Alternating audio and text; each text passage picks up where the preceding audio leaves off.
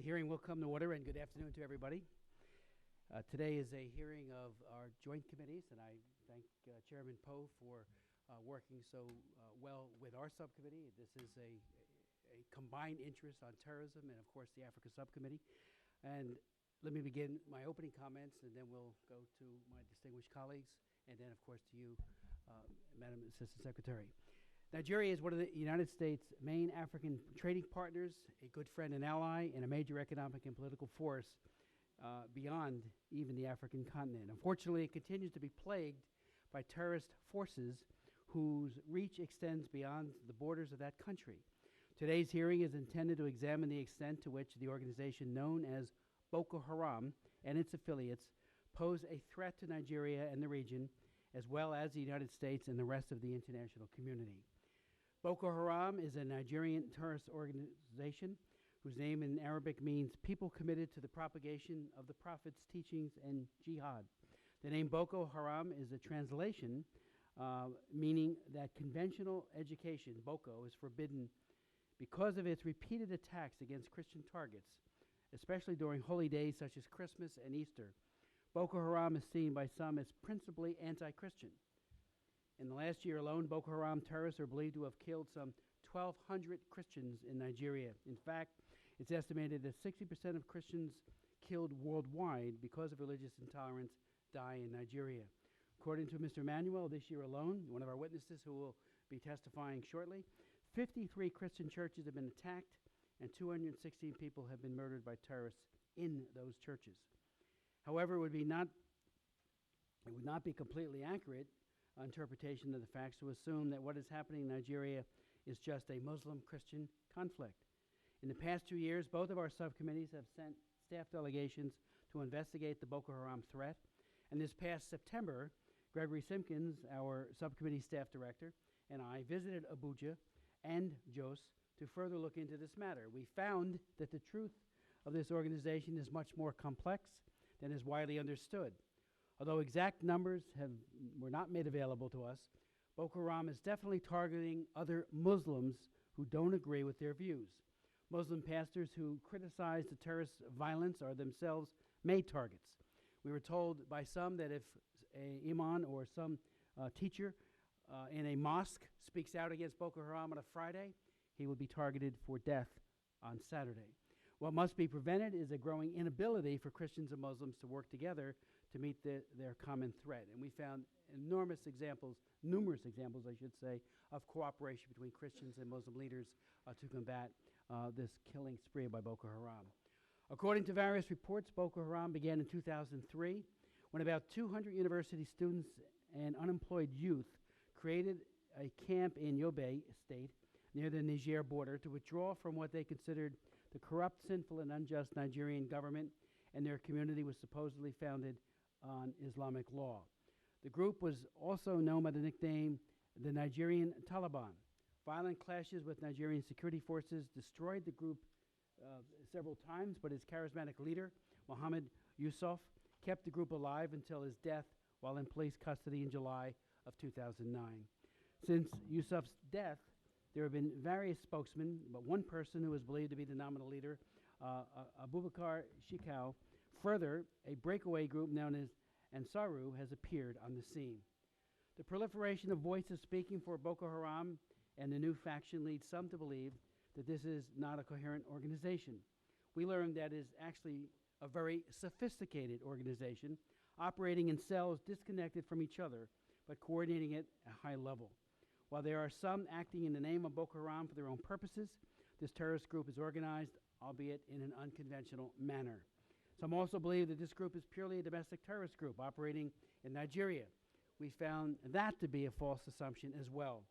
Boko Haram and Ansaru does wage attacks on the Nigerian government and other domestic targets. Nevertheless, their actions prove their participation in the global jihad movement that wages violent war worldwide to establish their skewed version of Islam as the prevailing religion globally. Various actions such as the bombing of the United Nations office in Abuja in August of 2011 and numerous statements from Boko Haram spokesmen indicate their international intent. This international focus has been confirmed by both American and Nigerian intelligence information. The three criteria for an organization to be declared a foreign terrorist organization by the U.S. government are: one, it must be a foreign organization; two, engage in terrorist activity and must threaten the security of the United States nationals, U.S. national security, or the economic interests of the United States. Clearly, Boko Haram and Saru meets that test, and we do welcome the news that will be announced or was announced earlier today. I have introduced H.R. 3209, which urged the administration to declare Boko Haram a foreign terrorist organization. This measure would provide tools for stopping those who currently provide funding to others in their murderous terrorist organization that they run. And again, we welcome the State Department's statement today that they will declare Boko Haram an FTO.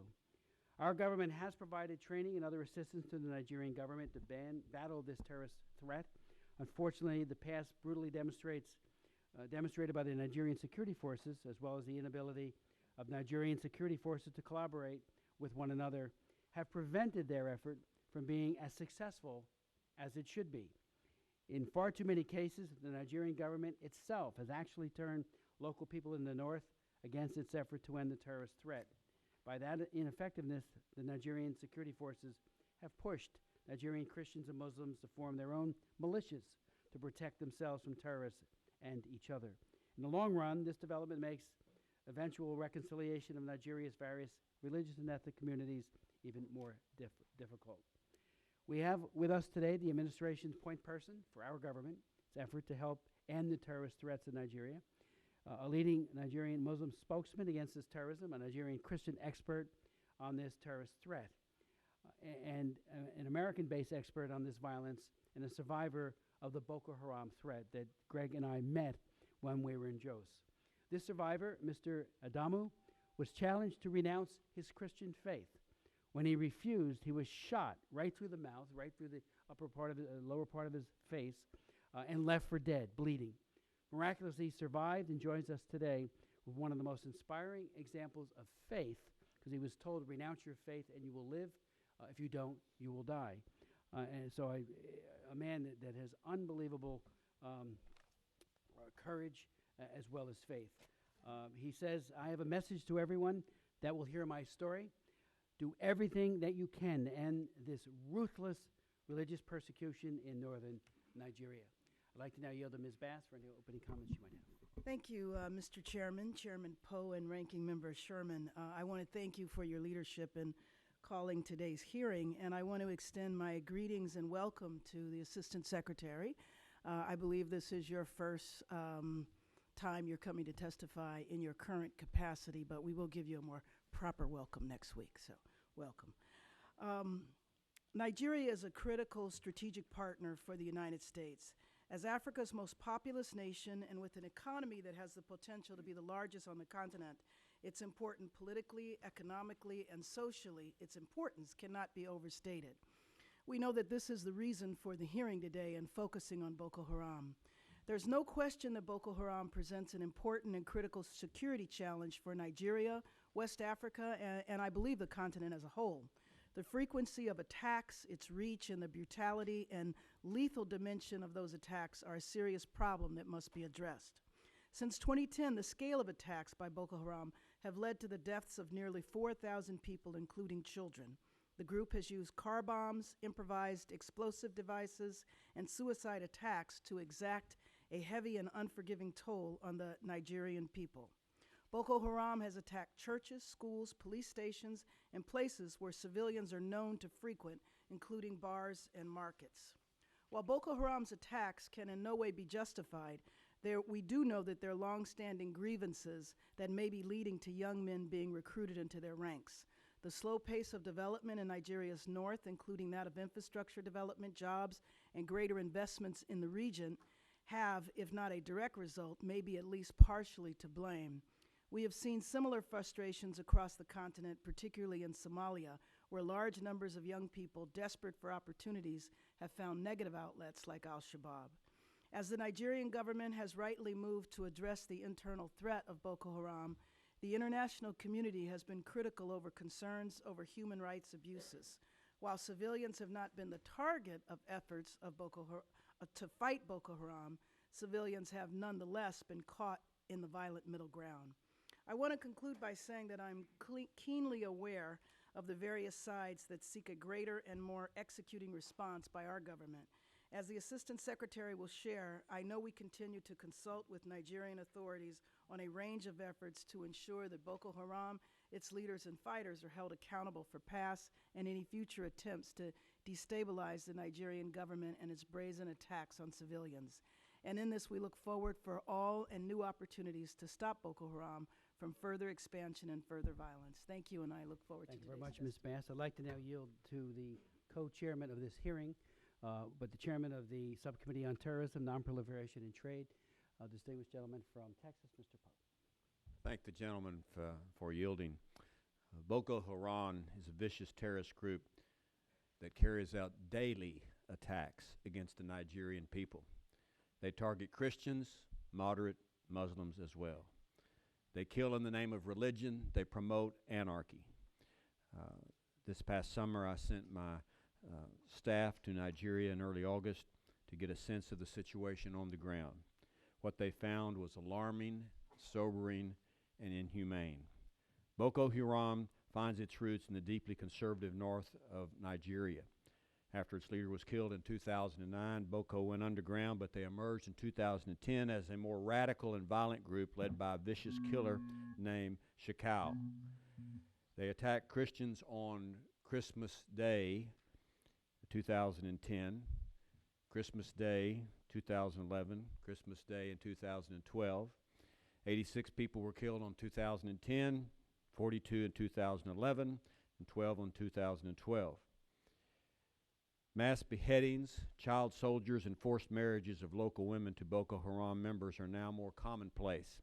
Boko Haram's mystique is furthered by social media users who spread their propaganda statements among jihadist wannabes and people who just want to kill other people.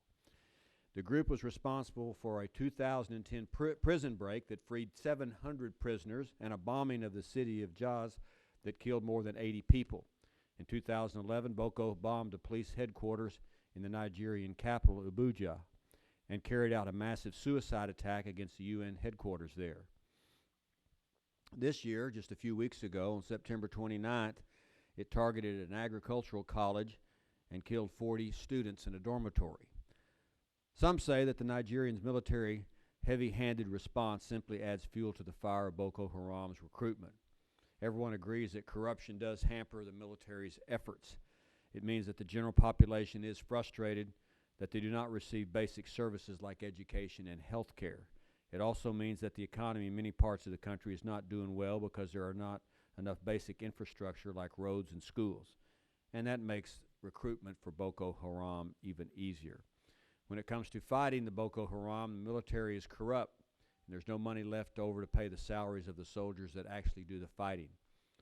In addition to Boko Haram, Nigeria also has a more extremist offshoot terrorist group called Ansaru. This group is closely allied to Al-Qaeda and may seek to strike targets outside of Nigeria's borders. Boko Haram has embraced an international jihad with its attacks on the UN and Abuja. In 2011, the former commander of the U.S. Africa Command said that Boko Haram was in contact with AQIM and al-Shabaab. We ought to be on the lookout for an increasing international agenda for this terrorist organization. Boko fighters go to Mali and Cameroon to train and get weapons and munitions. As a result of pressure from the military, reports show that the terrorist group may be spreading in small numbers to economic centers in the south. Boko Haram sustains itself, finances its killings by kidnapping for ransom, extortion, taxation, protection rackets, smuggling, and any type of criminal enterprise that they can think of. Boko Haram isn't rolling in dough, but it doesn't take that much money to wage an insurgency. This is one of the reasons why I support the State Department's designation today of Boko Haram as a foreign terrorist organization. It's long overdue. We need to apply all the tools that we have to stop these terrorists. Now that Boko Haram has been designated, we need to uncover their financial operations, enforce this designation, and go after these outlaws. I look forward to the hearing from our witnesses and the threat from Boko Haram. I yield back. Thank you, Chairman Poe. Ranking Member Sherman. Thank you for holding this hearing. I've been told Boko Haram means Western education is sinful in the Hausa language. That may differ a little bit from the linguistic derivation provided by the gentleman from New Jersey, so I'm sure our witness will tell us the linguistic derivation. But in any case, it's an Islamist group based in northeast Nigeria that seeks to establish Sharia law. Over the past decade, Boko Haram has killed thousands, attacking Christians, bombing churches, attacking schools, police stations, and attacking other Muslims as well. The State Department has offered a $7 million reward for the capture of one of Boko Haram's top leader. This is a reprehensible organization that has attacked Christians during Christmas and Easter, attacked Muslims who do not join in their bloody philosophy. Now, conflicts between Christians and Muslims in Nigeria are not new and preceded the creation of Boko Haram. Even the 1960s civil war involving the attempt to create an independent Biafra stem in part from the way Christians were treated, particularly Igbo traders were treated in northern Nigeria. In more recent decades, Islamic groups have grown, especially in the north. Since the death of Muhammad Yusuf in 2009, then the charismatic leader of Boko Haram, the group has split. Another group, Ansuru, announced its existence in 2012. The two groups are described as loosely coordinating under a joint council. I want to commend the State Department for classifying both Boko Haram and Ansuru as terrorist organizations, that is to say, adding them to the list of the foreign terrorist organizations under and also as these as specially designated global terrorists. In September of 2011, then Commander of AFRICOM, General Ham, stated that 3 African terrorist organizations, Shabab in Somalia, Al-Qaeda of the Islamic Maghreb across the Sahel, and Boko Haram have explicitly and publicly voiced an intent to target Westerners and especially the United States.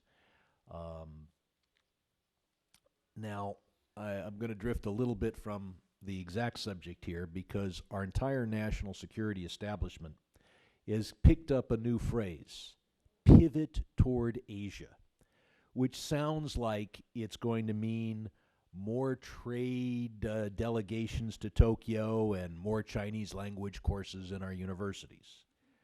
But what I fear it really means is deciding that the fight with Islamic extremists in Africa and the Middle East is either over or is inconvenient, and redirecting all of our national security efforts toward confronting China in the South China Sea. Already, the Pentagon is shifting its research proposals. They're only interested in research that will help them shoot down Chinese planes or sink Chinese aircraft carriers. Islamic extremism and the problems in North Africa and West Asia and all of Africa and the Middle East cannot be ignored just because there's a dispute over some islands off the coast of China. And pivoting toward Asia sounds to be like trying to find a higher technology, more conventional foe for a national security establishment that is frustrated by the difficulties of dealing with opponents that do not wear uniforms. It's time for us to pivot toward Africa, the Middle East, and West and South Asia, where Islamic extremism still poses a threat to the United States, notwithstanding the death of bin Laden. And I yield back. Thank you, Mr. Chairman. I'd like to now welcome our distinguished Ambassador Linda Thomas Greenfield. And without objection, her full resume will be placed in the record, but just briefly, Ambassador Greenfield, Thomas Greenfield is a member of the Career Foreign Service and was sworn in on August 6, 2013 as Assistant Secretary for African Affairs. Prior to assuming her current position as Director General, she ran or led a team of about 400 employees who carried out personnel functions for the State Department's 60,000 strong workforce. Since beginning her Foreign Service career in 1982, she has risen through the ranks to the minister consular level. Overseas, she has served in Jamaica, Nigeria, the Gambia, Kenya, Pakistan, and at the UN mission to the UN. And matter of fact, we were just reminiscing. I first met the ambassador there when we were working on refugee issues, and she walked point on those issues, so much so that in 2000 she got the Warren Christopher Award for Outstanding Achievement in Global Affairs in recognition of her work on behalf of refugees. She also served as ambassador to Liberia, where she served from 2008 to 2012. Madam Ambassador, the floor is yours. Thank you very much. Chairman Smith, Chairman Poe, Ranking Member Bass, Ranking Member Sherman, other members of the committee, let me thank you for this opportunity to update you about our policy in Nigeria, and specifically on our efforts to help Nigeria counter the threat of Boko Haram and other associated violent extremist groups. I will provide a full copy of my written testimony, so this will be somewhat abbreviated so that I leave enough time to take questions. Good. Chairman Smith and Chairman Poe, instability in Nigeria is of direct concern to the United States. Nigeria is one of our most important partners in Africa. It is home to an estimated 170 million people, making it the most populous country in Africa and the 7th most populous country in the world. Nigeria is has the 22nd fastest growing economy in the world, the 13th largest supply of oil to the global market, and the 2nd largest destination for U.S. private investment in Africa. Nigeria is also the 2nd largest African contributor to UN peacekeeping operations around the world, not just in Africa, but around the world. And we welcome Nigeria's participation on the UN Security Council beginning in January. The significant mutual interests we share with Nigeria have led us to build a robust bilateral relationship, which we have deepened and broadened through the U.S.-Nigeria Binational Commission. We meet regularly with senior Nigerian officials. President Obama met with President Jonathan in New York in September on the margins of the UN General Assembly. Undersecretary Sherman led a large interagency U.S. delegation to Abuja in mid-August to discuss civilian security with senior Nigerian civilian and military leaders, including President Jonathan and National Security Advisor Daisuke. I will be traveling myself to Nigeria in December and hope to have meetings at those same levels. Additionally, I would like to thank you, Congressman Smith, for your visit to Nigeria in September to meet with Nigerians affected by Boko Haram's violence. It is through these engagements, ours and yours, that we're able to translate our partnership into mutual action to advance opportunities and to address the threat that Boko Haram poses. Boko Haram and associated violent extremist groups such as the faction known as Ansaru, that you all described in so much detail to us, pose a threat to Nigeria's stability. These groups attack the Nigerian government, they attack the military, they attack ordinary citizens of all walks of life, including numerous Christians, but even a greater number of Muslims. Their actions have increased tensions between ethnic communities. It's interrupted development, frightened investors, and alarmed Nigeria's neighbors. Boko Haram and associated groups can strike Nigeria's neighbors, and it targets foreigners.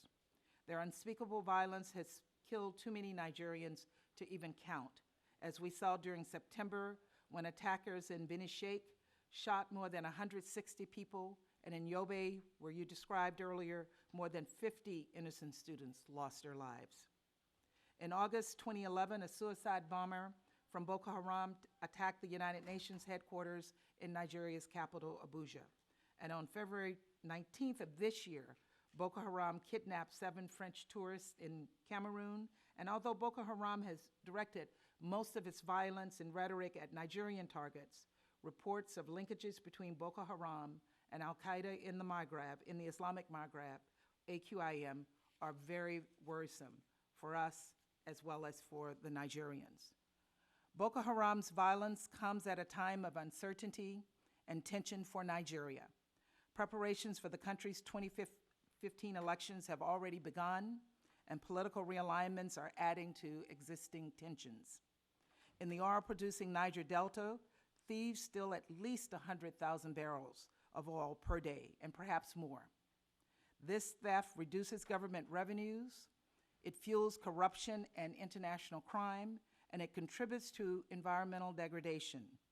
Corruption hinders the country's efforts to enforce rule of law, to attract investment, and expand infrastructure. Good governance, healthy political competition, equitable economic growth would go a long way to address all of these challenges. And the strategy of countering Boko Haram should be, in other words, it should be holistic. The government needs not only to stop Boko Haram attacks, but address long-standing grievances of law-abiding northern Nigerians about government corruption and unfairness that attracts disaffected youth to Boko Haram. Military and law enforcement efforts are necessary, but they alone are not, are inefficient, are insufficient to counter the threat posed by Boko Haram and associated violent extremist groups. In the long run, reducing Boko Haram's ability to recruit is just as important as degrading its capabilities. Nigeria must protect civilians, it must guarantee human rights, and ensure accountability in instances where government officials and security forces violate those rights. Nigeria must demonstrate to all Nigerians that government can be and must be the sole trusted arbiter of justice in their country. The United States is committed to helping the Nigerian government and people counter the threat of Boko Haram. In June 2012, the State Department designated Boko Haram's top commander as specially designated global terrorist under Section 1B of Executive Order 13224. In June 2013, the State Department added Abubakar Shekau, Boko Haram's official leader, to our Rewards for Justice program. And as has been announced earlier, I'm pleased also to announce that the United States has taken additional steps to counter the threat posed by Boko Haram and Ansaru. Earlier today, the State Department designated both as foreign terrorist organizations under Section 219 of the Immigration and Nationality Act as amended, and as specially designated global terrorists under Section 1B of Executive Order 13224. We took this step after very careful consideration, and I know you think it was too long, but we did make sure that we got it right. We anticipate that this designation will empower U.S. law enforcement and the Treasury Department with additional tools to pursue these violent extremist organizations. We believe this designation is an important and appropriate step, but again, it's only one tool in what we believe must be a comprehensive approach toward addressing the Boko Haram threat. We are committed to assisting Nigeria in bolstering its law enforcement capabilities and ultimately in shifting to what we believe should be an integrated civilian security-focused strategy to counter Boko Haram and Ansaru in a manner that adheres to the rule of law and ensures accountability and diminishes the ability of Boko Haram to appeal, Boko Haram's appeal and legitimacy to civilian populations. The United States recognizes that the Nigerian government and security forces face a difficult challenge in countering the Boko Haram insurgency. Both ordinary citizens and security forces have suffered. Still, we are concerned by reports that some Nigerian security forces have committed gross human rights violations in response to Boko Haram, not only because their approach is wrong, but because it is counterproductive. We have raised this concern with the government of Nigeria at the highest levels, and while northern Nigerians, Muslims and Christians alike, largely reject Boko Haram's vision and violence, Boko Haram has exploited local resentment of these violations and other long-standing grievances against the central government to attract recruits. Nigeria's prosperity and stability matter to all of Africa. The United States is committed to several presidential initiatives in partnership with Nigeria, including the Young African Leaders Initiative and Power Africa, as well as significant programs in the areas of health, education, and economic growth. Nigeria's success is important to us. We must continue to help our Nigerian partners develop an effective, multifaceted strategy toward Boko Haram. Overcoming the challenges posed by Boko Haram will not be easy, and we know that, but we do believe it is possible. We appreciate all of your efforts here in Congress. We appreciate your interest in this issue, and we're ready to work with you as well as with the government and people of Nigeria in the months ahead to work against this threat. And I look forward to your questions. Thank you very much. Thank you very much, Madam Ambassador. We do have a There series is a of vote on the floor. I know. We do have a series of votes, but I thought we'd start some of the questioning, and I do hope your time permits you, because I know many members do have very significant questions, so I thank you for that, and for our other witnesses as well, for your patience. Let me begin the questioning. First, thank you for the designation of FTO. I think that's monumental, it's historic, and it's absolutely warranted. I remember in July of 2012 asking Ambassador Carson a number of questions, and you know, there was a great deal of resistance. Matter of fact, he said that, but the bulk of the organization we believe to be mainly aimed at going after Nigerians, and that's not good either, of course, but they certainly have shown that under our criteria, this is absolutely well-deserved, and hopefully it will make a difference. You might want to, for the committee and for all, maybe delineate as to what that actually means. In meeting with members of the Congress, House and Senate in Abuja, as well as here, when they visited, some thought it might be a bad mark against the country of Nigeria, and I and others tried to say, no, this is only targeted at a group of terrorists and thugs who are murdering people inside as well as those who are visiting in Nigeria. That is to say, Boko Haram is doing that. So what is actually the positiveness of that designation? Secondly, your view of Goodluck Jonathan's military efforts to contain, combat, and hopefully end this terrible scourge in Nigeria, Boko Haram.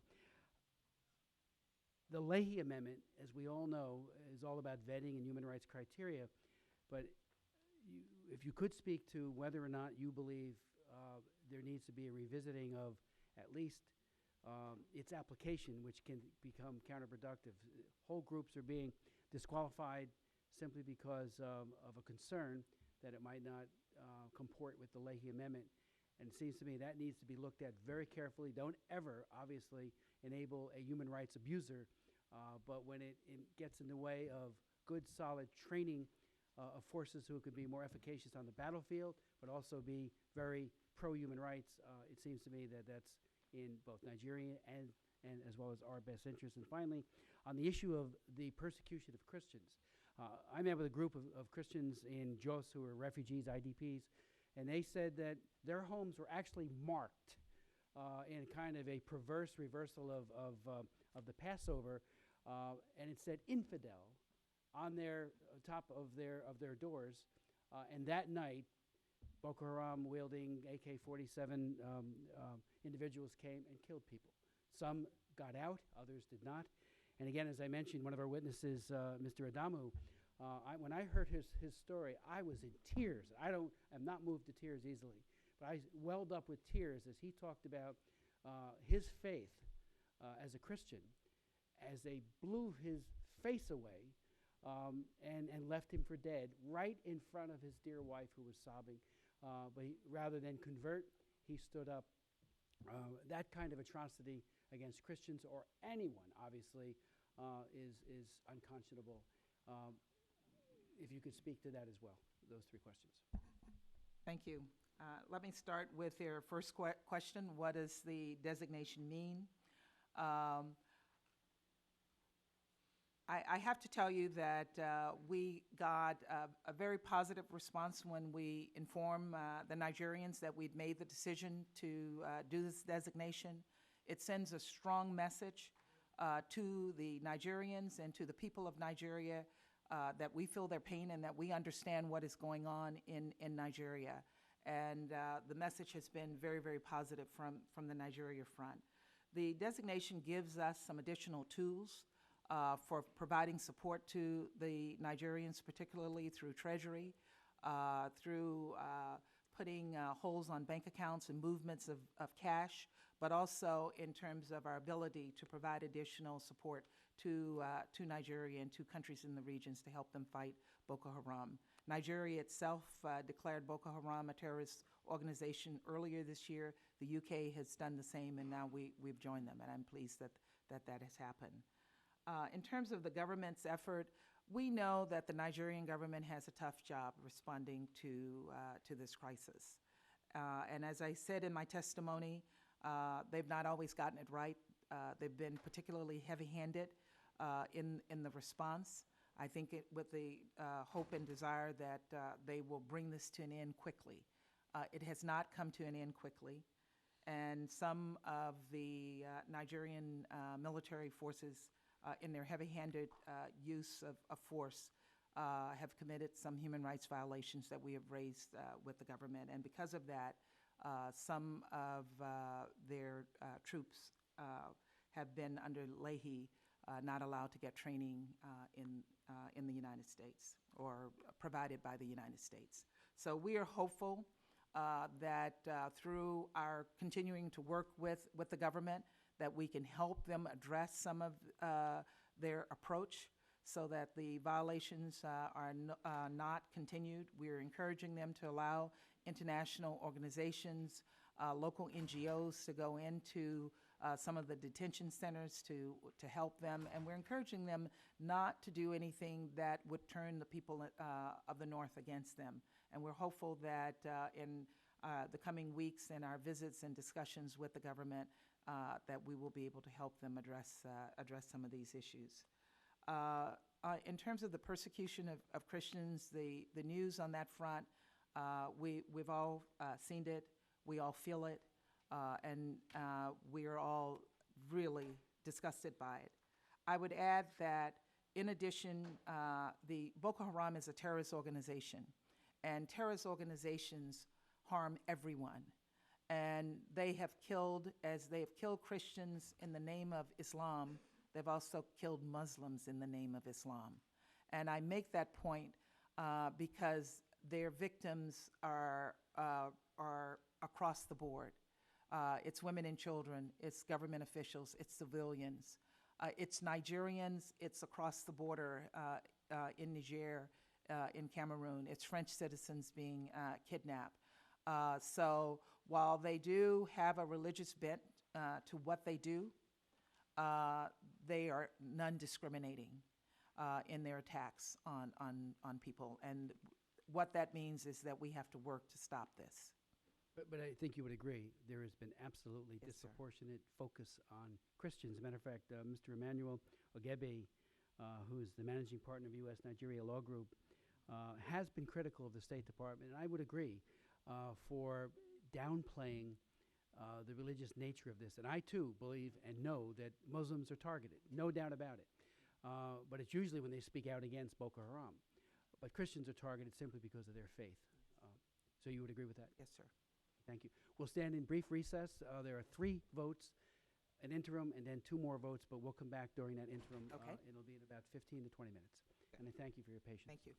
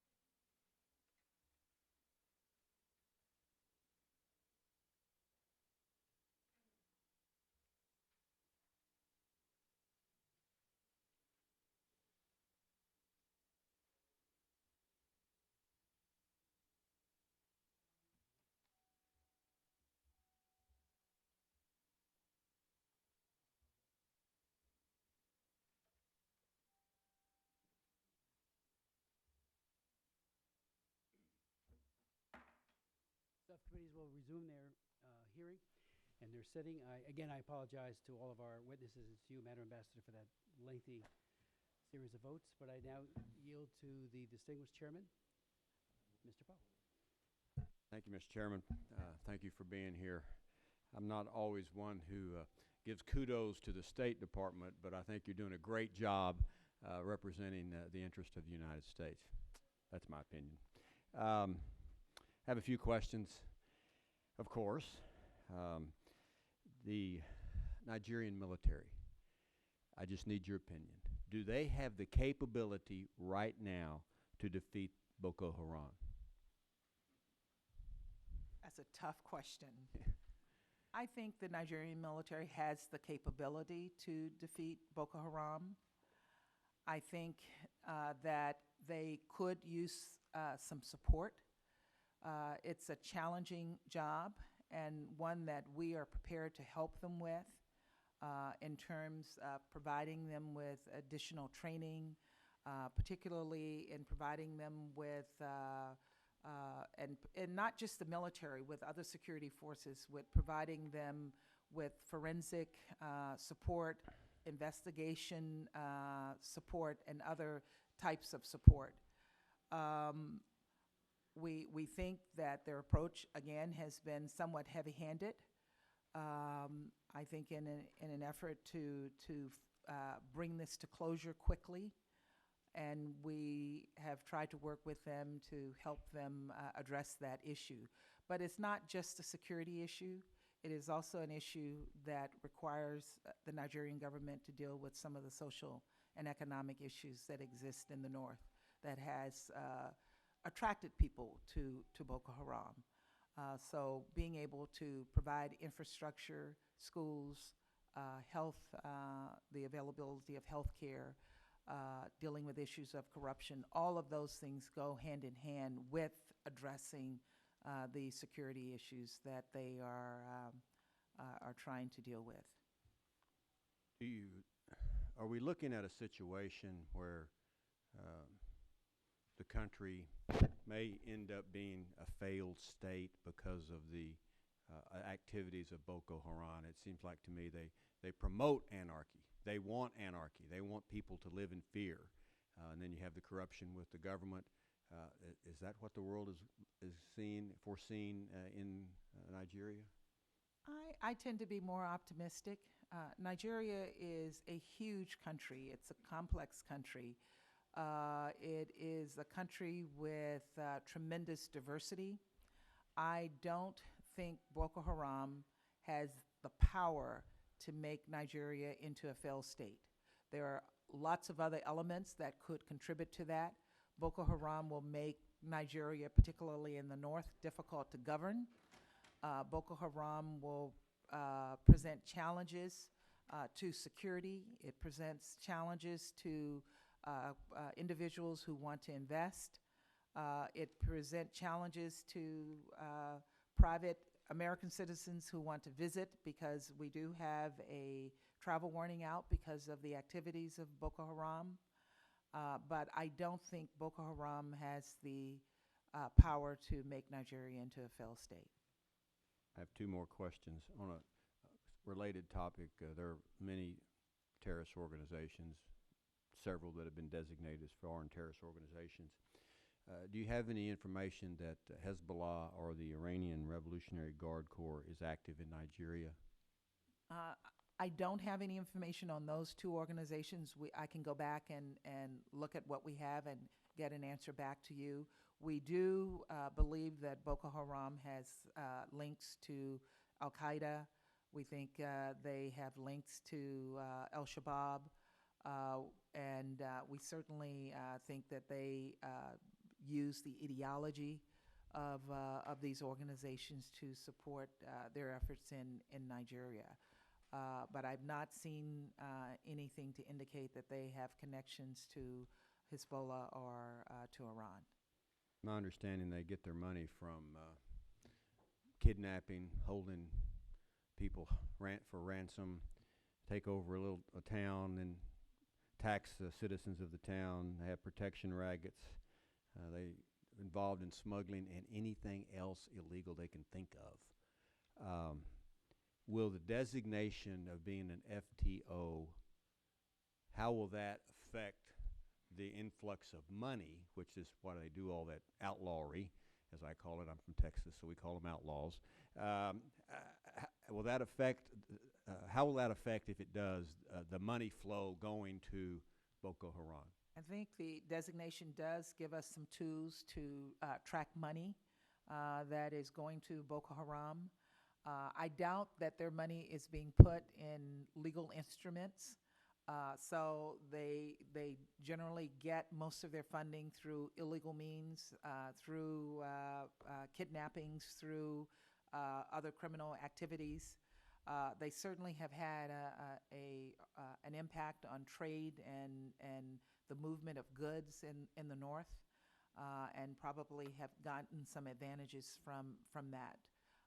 Again, I think it is through those activities that they've been able to fund their operations. Last question. What is your understanding as to the numbers? How many people we talking about that consider themselves aligned with Boko Haram, being their soldiers, their killers, whatever you want to call them? How many would you guess or estimate? Thank you for that question, and it's a question that I asked as I was preparing for this hearing. We don't have a real fix on what the numbers are. We think that the core of Boko Haram is not large, somewhere in the hundreds to thousands. But not in the tens of thousands, in the mid-thousands. We think there are people who are sympathetic to Boko Haram in some of the communities they operate in, but an actual fix on the exact numbers we're just not sure of. All right. Thank you, Mr. Chairman. Thank you very much, Chairman Poe. Just a few final questions, if I could, and hopefully others will return. If you could speak to one of the things I noticed when Mr. Simpkins and I were in Jos, was that we met with a number of IDPs, 91 families that were housed in looked like an old apartment or motel building, very cramped, very threadbare for any of the essentials that even in a refugee camp somebody might expect. I was struck by what seemed to be a lack of any resourcing for them, either by the government or by the international community, including USAID. And I'm wondering, in his testimony, Mr. Emmanuel Ogebe, points out, and this is his quote, "The U.S. has lagged behind in humanitarian assistance and has not provided anything to the victims of Boko Haram terrorism crisis. Even less is said to the federal government about providing victim assistance." What is your understanding as to what we're doing for those victims? I met with those, and when the kids all crowded around, they were desperate. They looked healthy but thin, certainly frightened. And again, that is where we met one of our witnesses who will be talking or testifying a little bit later, Mr. Adamu, who told that story of being shot and left for dead. Are we assisting? I think, as you know, Congressman, the U.S. is the largest contributor for humanitarian assistance worldwide. Not just in the case of Nigeria. So we are assisting through international organizations, through NGOs, through our contributions. Unfortunately, our own presence is hampered by the security situation. We're not getting our people up to the north in a significant way. And I've heard just that people in the north are not seeing us. We had hoped to open a consulate in Kano. We actually had support for moving forward on that. We had staff identified, but because of security, we were not able to put them there. We have a small American Corners there, but again, we're not getting our people out there in a significant way. We have one political officer and a public affairs officer based in Abuja, and we're hoping that they can get out more and hoping that we can get more actual face on the ground in those regions so that people know we're there, they know we care, and they see the assistance that's coming through. But a lot of our assistance does not have our flag on it because we're going through international organizations. If you could, one take back, the Jubilee campaign was actually helping the people in those 91 refugees, and again, their resources are tight. Any help for any of the faith-based groups? We actually met with a remarkable Archbishop, Kegoma, who works side by side with the Muslim leadership in Jos. I mean, it really was remarkable to see the kinds of things they're doing together to say that this is not Islam, this, and the Christians can work side by side with people of different faiths. I will definitely But he did take that tell back. us when we were meeting with him that he had a robust program to help AIDS orphans, and it was canceled and could not get a good answer as to why. So I raised that when I went back to the embassy. They didn't know, and I still don't know. So if you could get that for us, it would be great. We'll follow up and get that back And he to has you. scores of AIDS orphans that this faith-based organization was caring for, that he has meager resources. They're going to somehow cobble together, an assistance for them, but basically they don't have the money, and they were getting it from us. And I did ask a question, and this is another take back, but I'm a great believer, particularly in a place like Nigeria where faith-based is so integral to the delivery of health care and other services. I asked how much of the PEPFAR money is being used or meted out to faith-based, and I was told under 10%, which I think is shocking. And I mean, that needs to be turned around. And then a day later, I'm actually sitting with an archbishop outside of Abuja, and he tells me how his program was cut.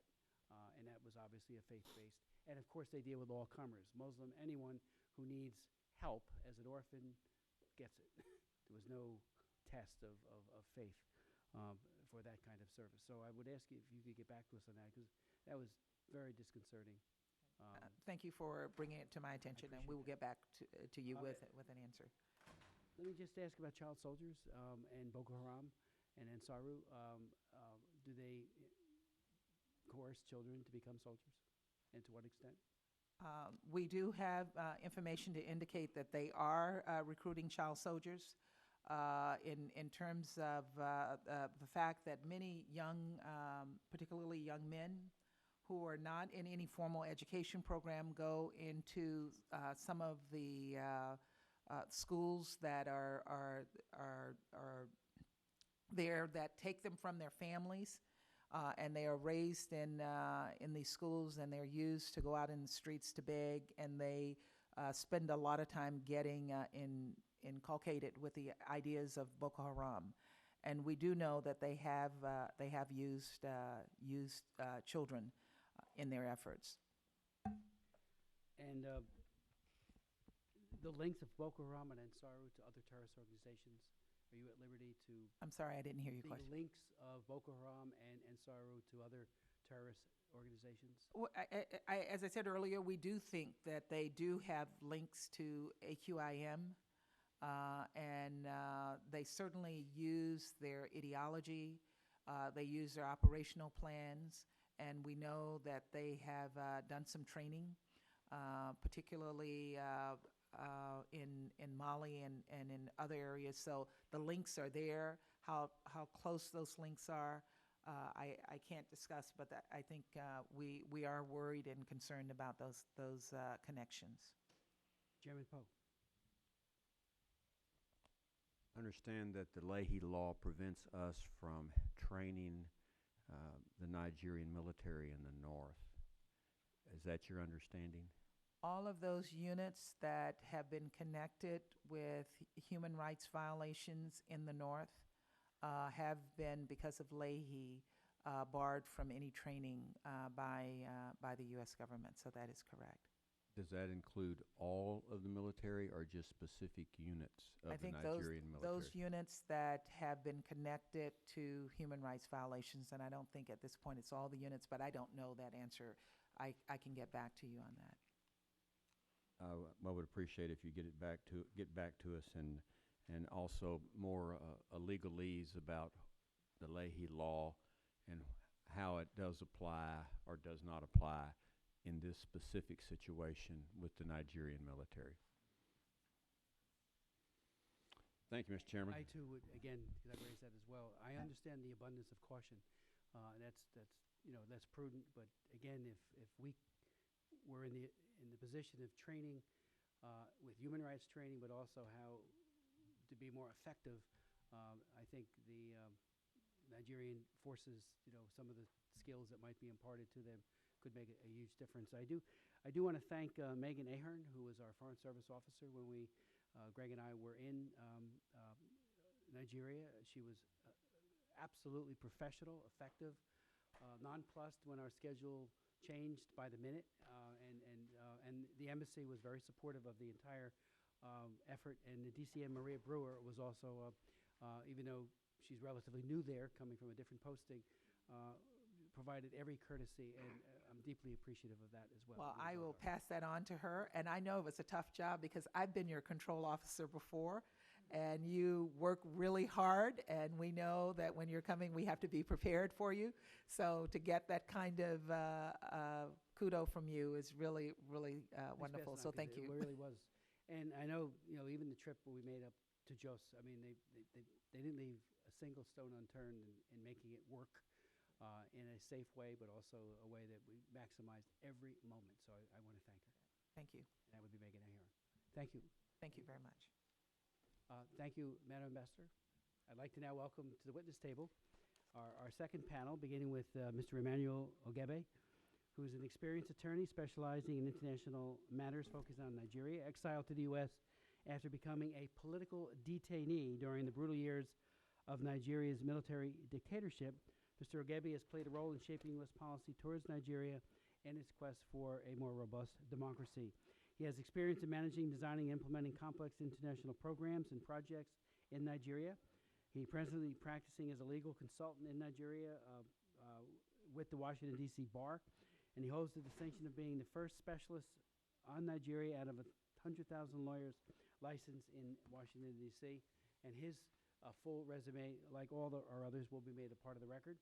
Then Mr. Habilia Adamu is from the Yobe State in northern Nigeria and has experienced the brutality of Boko Haram himself. Unlike many others, he survived and fortunately is able to be here to tell us about it today. Greg Simpkins and I met with him when we were traveling in Nigeria 2 months ago, and I and all of us were deeply touched by his story. I believe his experience is emblematic of the experience of many Christians who are victimized by Boko Haram, and his determination is a testament to his faith. We'll then hear from Mr. Jacob Zen, who's an expert on northern Nigerian security and consultant on countering violent extremism. He is the author of the book, Northern Nigeria's Boko Haram, The Prize in Al-Qaeda's Africa Strategy, published in 2012, and based on his field work in Boko Haram's main area of operations in northern Nigeria, northern Cameroon, Chad, and southern Niger.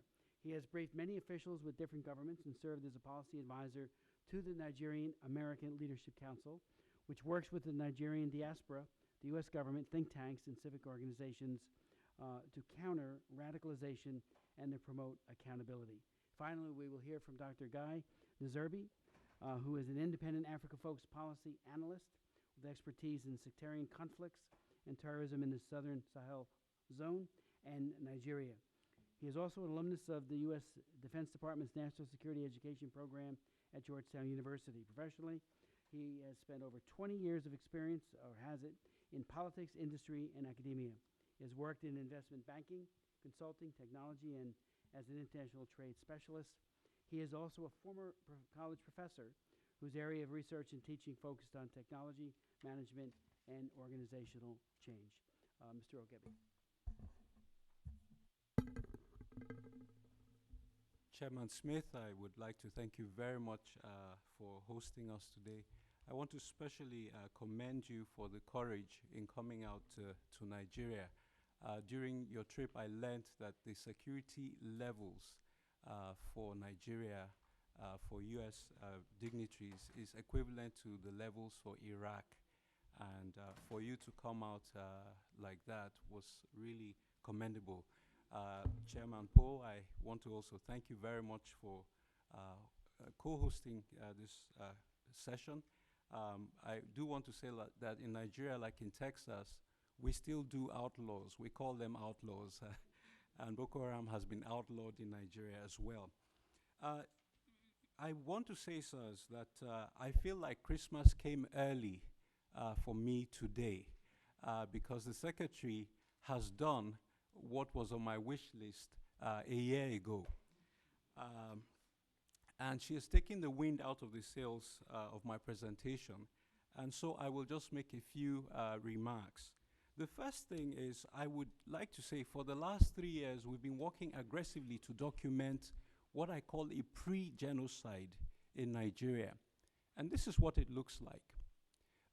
Deborah Shetima had Boko Haram members come to her home. They shot her husband to death in front of her.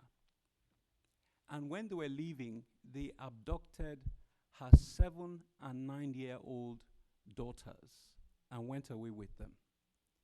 Now, this is horrific for any parent, but there's more. They came back 3 months later and said, "Have you converted to Islam?" She said no.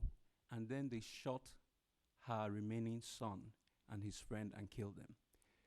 Gentlemen, that is what terror looks like.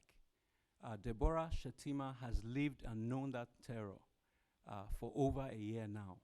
And while I'm gratified that the State Department suddenly recognizes today that this is a foreign terrorist organization, we are concerned that it took them too long.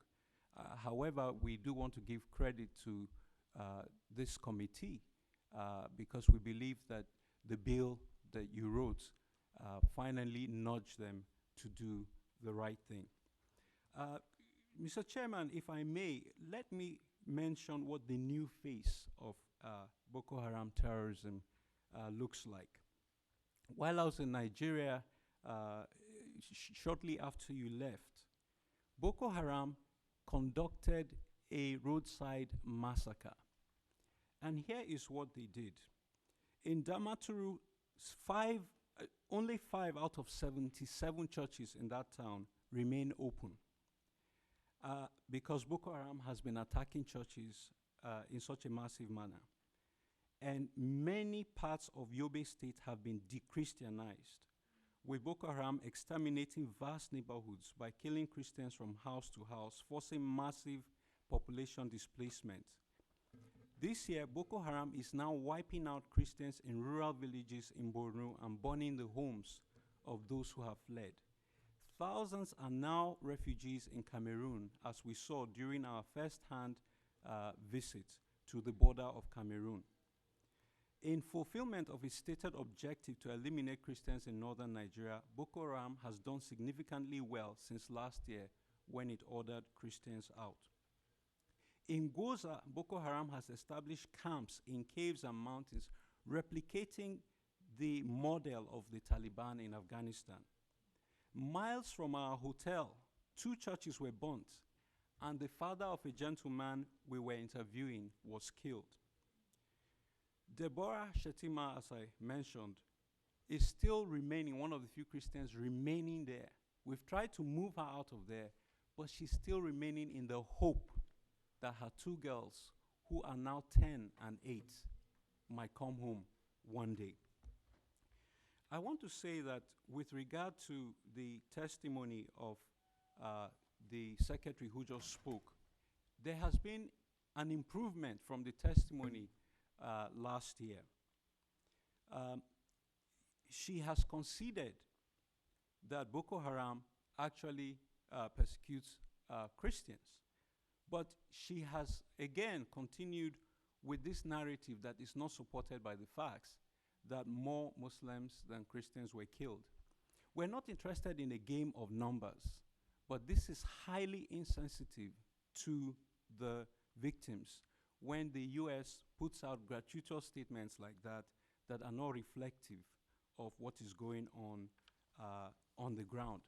Considering that the United States has the largest political section in the African continent, in Abuja, it is our hope that with the new personnel change, there will be better reporting of the facts.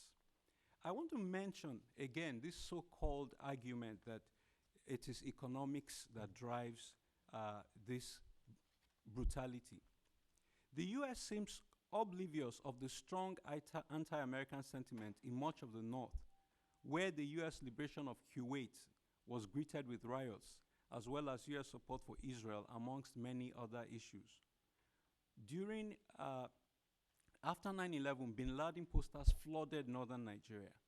A decade ago, I visited a northern community devastated by flooding. The U.S. and Nigerian government built 400 free houses for the community. When I went to visit the houses, I saw northern kids wearing Osama bin Laden hats. So it is shocking for me to hear U.S. diplomats say that extremism in Nigeria is driven by local factors, when clearly there is a tie-in to global jihad and even to U.S. policy. Let me mention that while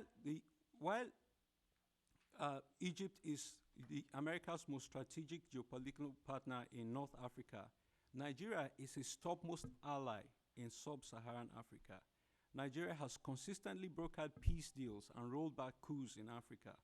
While Egypt's stabilization is aid-based and predicated on a balancing act, Nigeria's regional security role is largely self-propelled. So, for a partner such as this, that the U.S. relies on to be boots on the ground in northern Mali, in Liberia, and so on and so forth, it's somewhat disconcerting for the U.S. to be so critical of the Nigerian military.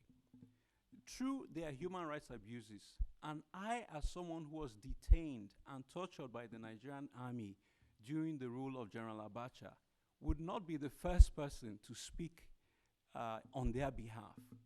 But the fact of the matter is that if there was no state of emergency and if the troops did not go in, what is happening in Nigeria now would be far worse than what Boko Haram did last year. Because many churches have been closed down, and because the Nigerian government is protecting a lot of these areas, here is what Boko Haram did in September while I was in Nigeria, the week that you arrived, a few days before you arrived. They blocked a highway and they began to kill people from car to car. They killed about 170 people that day. Here is what Boko Haram did. They asked them their names and they used their ID cards to ensure that their names tallied with the names they gave. So that if you gave a Muslim name and they checked your ID card and it wasn't a Muslim name, they would identify you as a Christian and kill you. They killed 152 Christians that day. They used chainsaws to behead people. Now, it was not only Christians they killed. There were about 19 Muslims who had government-issued ID cards. So if you worked for a local government or a state government authority or the security of operatives, you would also be killed if you were a Muslim. There were a few Muslims who did not have ID cards, and they were abducted by Boko Haram and taken away. We rescued a woman who escaped from a Boko Haram camp, and I was curious, why are they abducting these people? And she told us that the Muslim abductees are taken to the camps, and then they are trained and forcefully conscripted to become terrorists. I say this to say that it is clear, therefore, that there are many Muslims who are not supportive or sympathetic to Boko Haram, but they are being intimidated by the terrorist antics of this group. We all know the truism that all it takes for evil to triumph is for good men to do nothing. And we have today come to a point where the US has finally decided to do something. I want to point out that there are some fighters of Boko Haram who were incentivized by two things. They were given transport money as little as $30 to go out and undertake jihad. and they went to a church and they killed people. But they were always told that you are doing the work of Allah.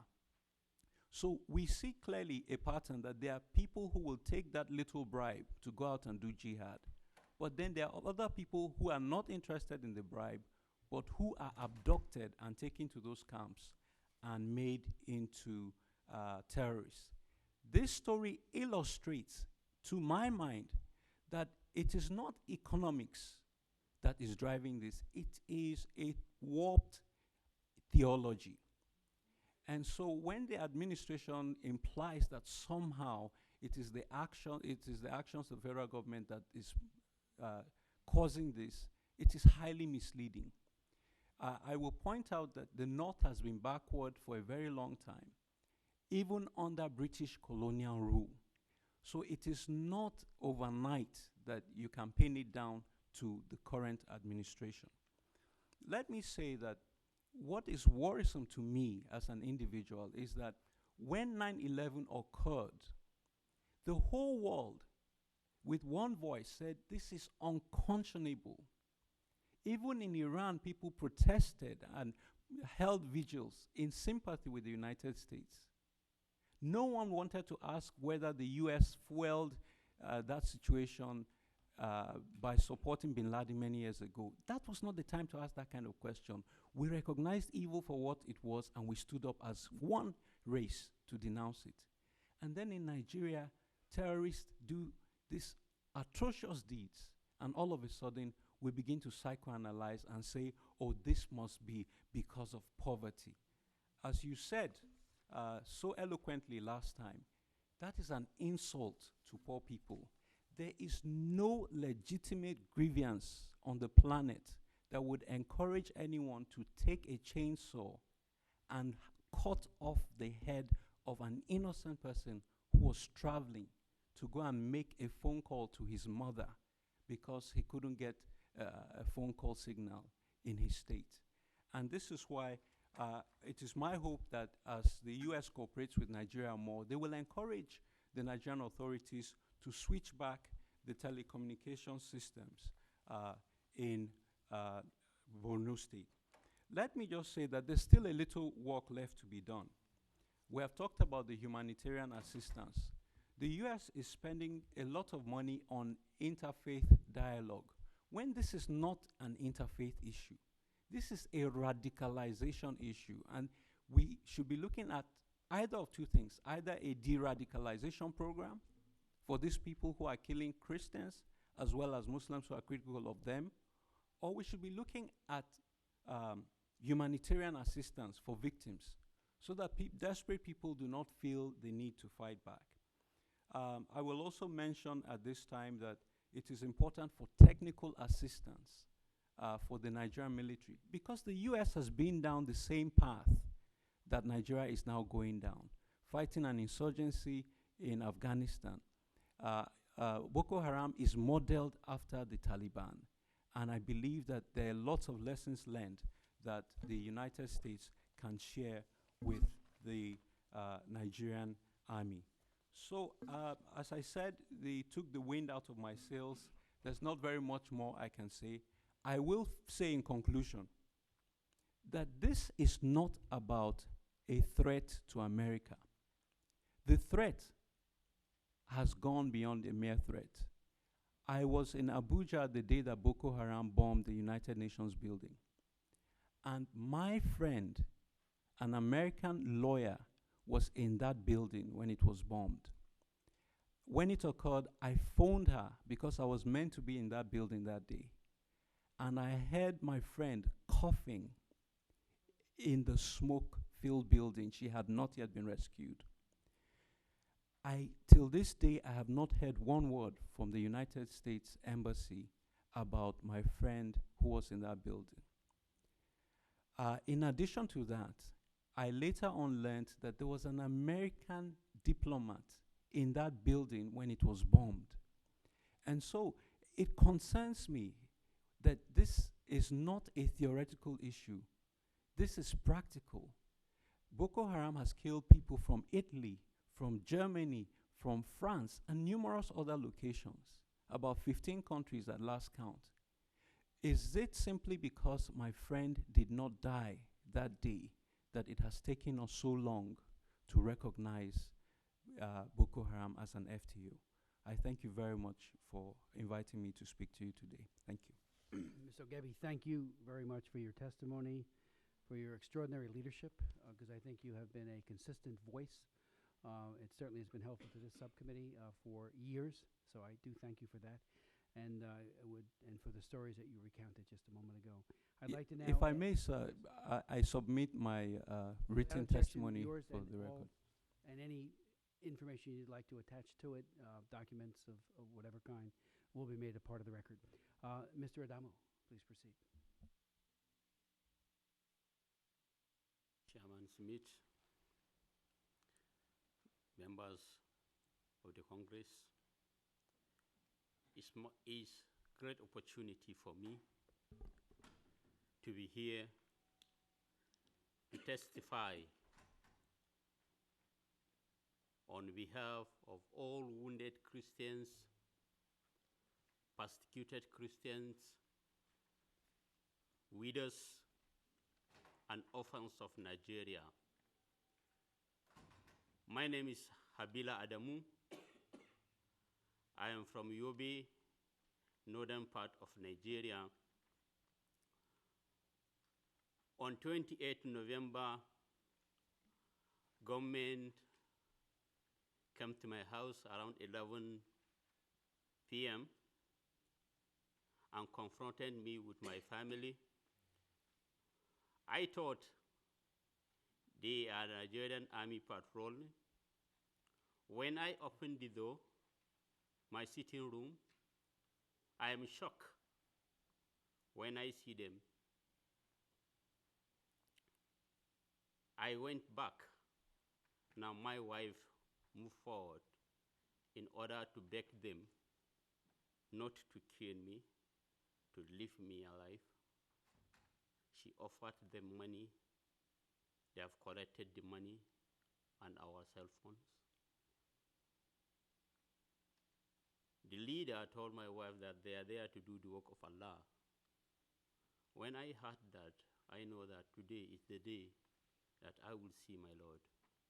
I prayed a short prayer. I said, Lord, I'm a sinner. Here I am. I cannot save myself.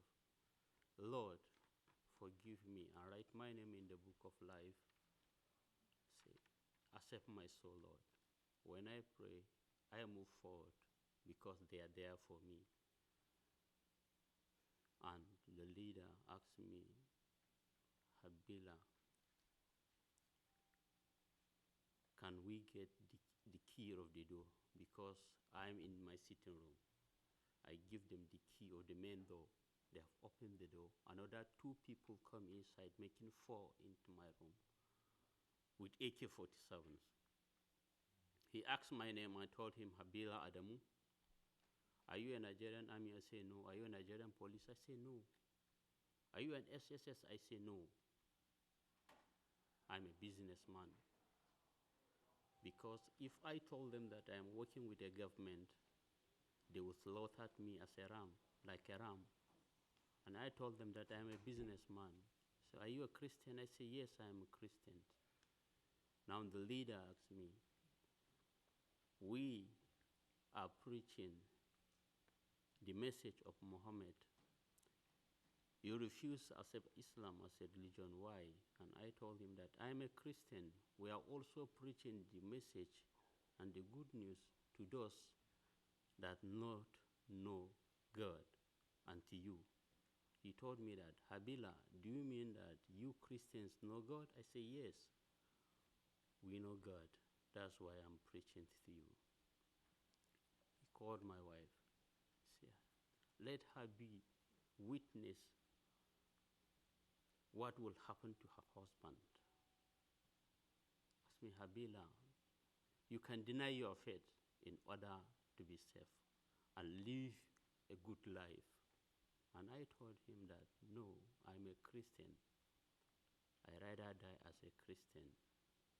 He told my wife that, plead with your husband so that you will live together, to live a good life. And I told him that I'm a Christian. He said, I will give you last chance. Deny your faith, Habila. Or are you ready to die as a Christian? And I told him that I'm ready to die as a Christian. Before I closed my mouth, one of them fired me with AK-47. He passed through my nose. This is the entering place of the bullet, AK-47. This is the exit place of the bullet, AK-47. I fell down with my face. Blood is rushing everywhere. One of them followed me, stepped on me 2 times to confirm whether I'm still alive or I'm dead. They have found out I'm dead. They shout, Allahu Akbar, means Allah is great. They have went out.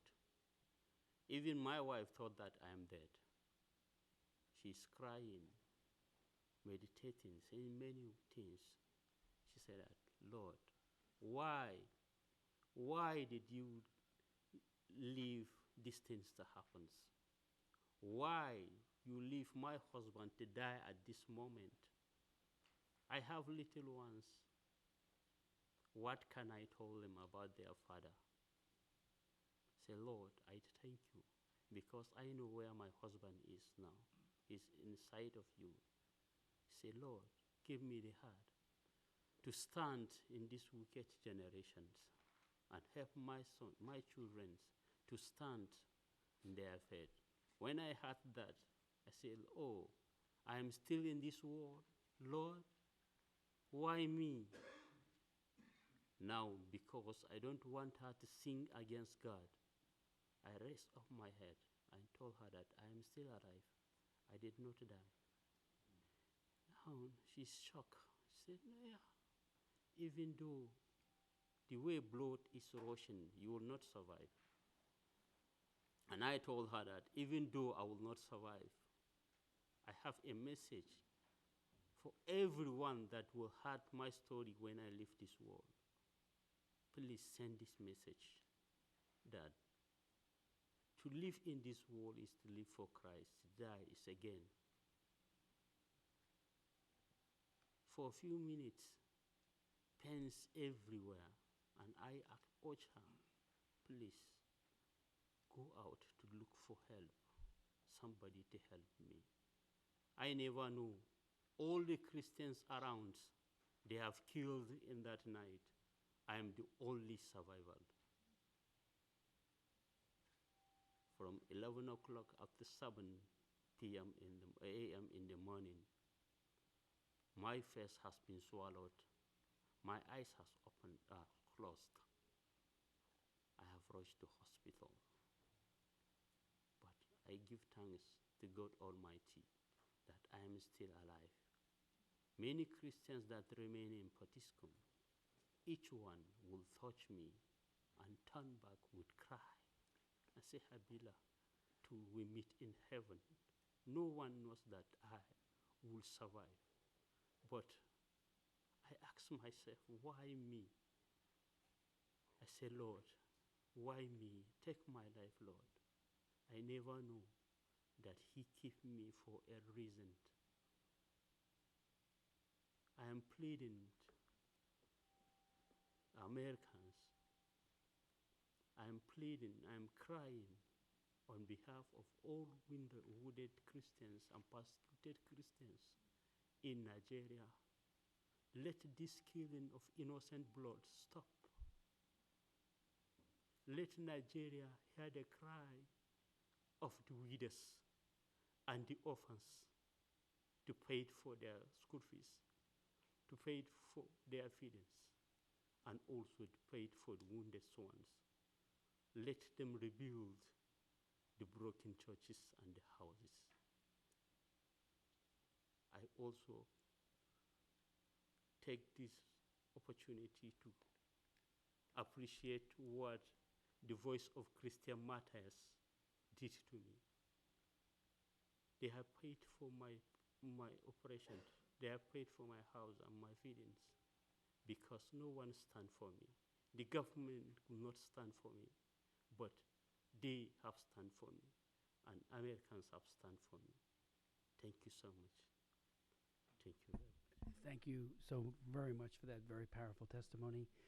I would just note parenthetically that the Voice of Christian Martyrs and Pastor Richard Wormbrand, his book, Tortured for Christ, was the book that got me in 1981 into the religious freedom issue.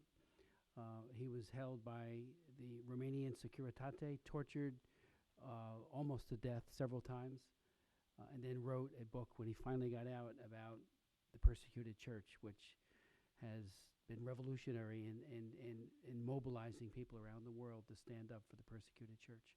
So thank you for being such a hero and for telling all of us that we need to do more. Thank you so very much. I submit for the record. I submit my study for the record. Without objection, it'll be made a part of the record. Mr. Zen, thank you and welcome. Thank you very much, Chairman, for the opportunity to speak here. It's also an honor to be speaking next to these distinguished panelists.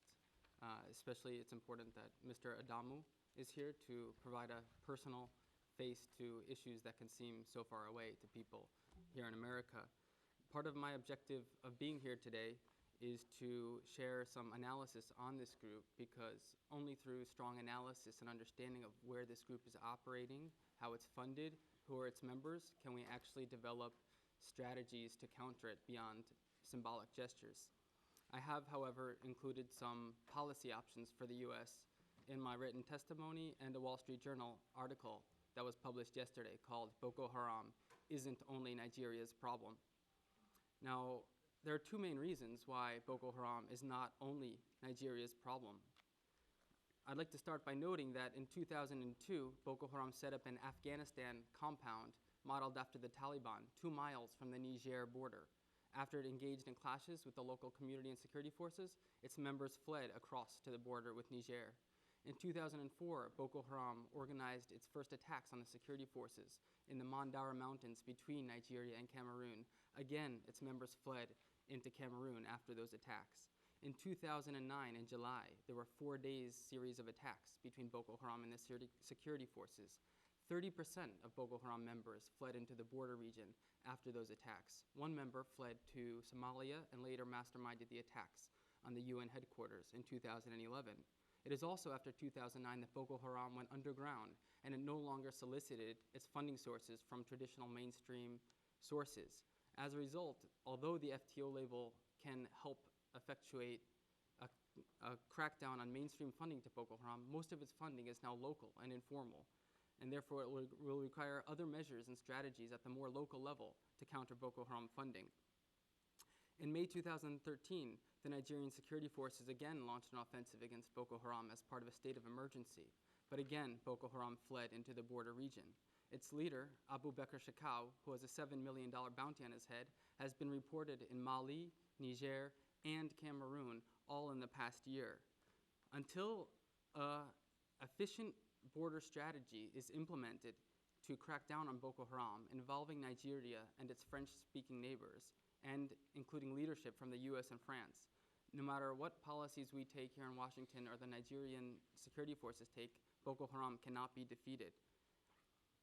The US should know, as well as any other country, how difficult it is to suppress an insurgency when the insurgents can go into a neighboring country and receive sanctuary. We've experienced this in Afghanistan. The second reason, to give an example, Algeria recently established 80 border posts in its country. That's an example of a country taking border security seriously. We need to see that type of collaboration in Nigeria. The second reason why Boko Haram is not only Nigeria's problem is because of the breakaway faction Ansaru, which is an Al-Qaeda in Islamic Maghreb extension in Nigeria. It is basically Nigerian members of Al-Qaeda in Islamic Maghreb who, for the sake of efficiency, have established an operation in Nigeria. I would submit, in fact, that the UN headquarters attack, the federal police headquarters attack, and the string of suicide bombings of churches in the middle belt of Nigeria in 2012 show the Al-Qaeda in Islamic Maghreb footprint more than the grassroots footprint of Boko Haram. Ansaru's leaders and founders, for example, Barnawi and Kumbar, who have been designated as terrorists by the US, received their training in Algeria in the 2000s and even operated with Mukhtar Belmokhtar, a famed kidnapper in the Sahel, as early as the 1990s. The symbolism of Ansaru, which I've depicted in the written testimony, and its propaganda are also consistent with Al-Qaeda in the Islamic Maghreb. And its attack style, targeting foreigners for kidnapping and ransom, is also the same style as Al-Qaeda in the Islamic Maghreb in the Sahel. I would also submit that the French family that was kidnapped in Cameroon in February 2013, as well as the attack on a prison in Niamey, Niger in June 2013 to free Nigerian militants, were also the work of Ansaru and international militant networks. As a result, I think that this FTO label must target specifically Ansaru and Jamiatu Ahli Sunnah li Dawati wal Jihad, which is actually the official name of the group that we call Boko Haram, based in the border region. Boko Haram has, however, become a nebulous term to refer to all types of violence in Nigeria.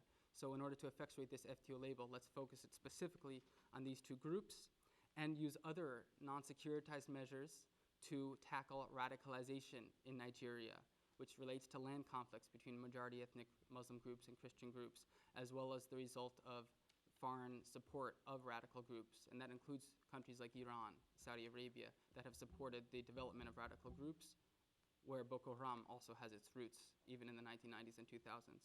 So thank you very much. I very appreciate the opportunity to speak here today. Thank you very much, Mr. Zan, for your analysis and for your myriad of recommendations. I think that you make a number of very tangible suggestions to the State Department and to us. So thank you. So Thank you very much. I'd be glad to work on them.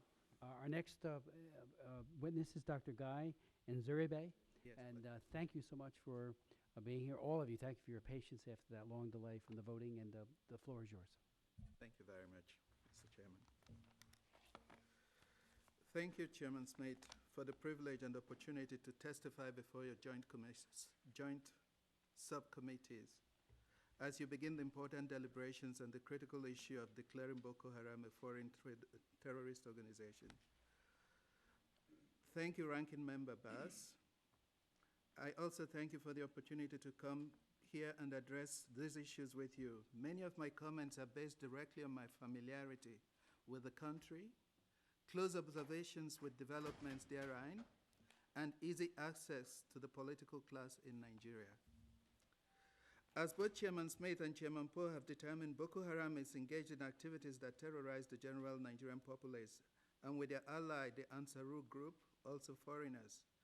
As such, Boko Haram has become part of a broader strategic challenge to the United States and our international partners. Today, I want briefly to offer some context for this challenge, share what I have learned, and suggest a view of Boko Haram that is increasingly being shared by analysts in Nigeria. I believe it's an extremely important area that has not received the attention it deserves from the intelligence and law enforcement communities. Of course, this approach does not override the determination of Boko Haram as a force for evil and terrorism. Its stance and activities fall very well within the FBI's definition of a terrorist organization. Background: Boko Haram is a moniker that roughly translates in Hausa to Western education is forbidden. But what they really want to do is to establish an Islamic state in Nigeria that's governed under strict Sharia law. Boko Haram adheres to the understanding that Muslims taking part in any secular, educational, political, or social activity should be forbidden. And in this, they really hark back to the caliphate of Sokoto and the empire before. Boko Haram came into being in 2002 under the leadership of the charismatic Mohammed Yusuf. Yusuf recruited followers, gathered them, and established a sprawling compound in Maiduguri, capital of Borno State. They lived under the Quranic phrase, anyone who is not governed by what Allah has revealed is among the transgressors.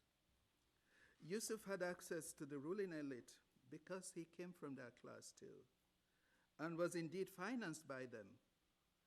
Subsequent investigations revealed that in addition to Governor Sheriff of Borno, the prominent national politician, Senator Ali Ndume of Borno too, who was also a financial linchpin for the group. There was also a former Nigerian ambassador, the late Saidu Pindao, who actually was their paymaster, was a treasurer, if you want. Where were these and other prominent Borno politicians involved with this group? Because they wanted to subvert this group and make them part of the election-winning machine. Boko Haram supplied the thugs and could coerce voters by force to vote as was desired by this group. So Boko Haram subsequently helped Sheriff win the governorship of Borno State.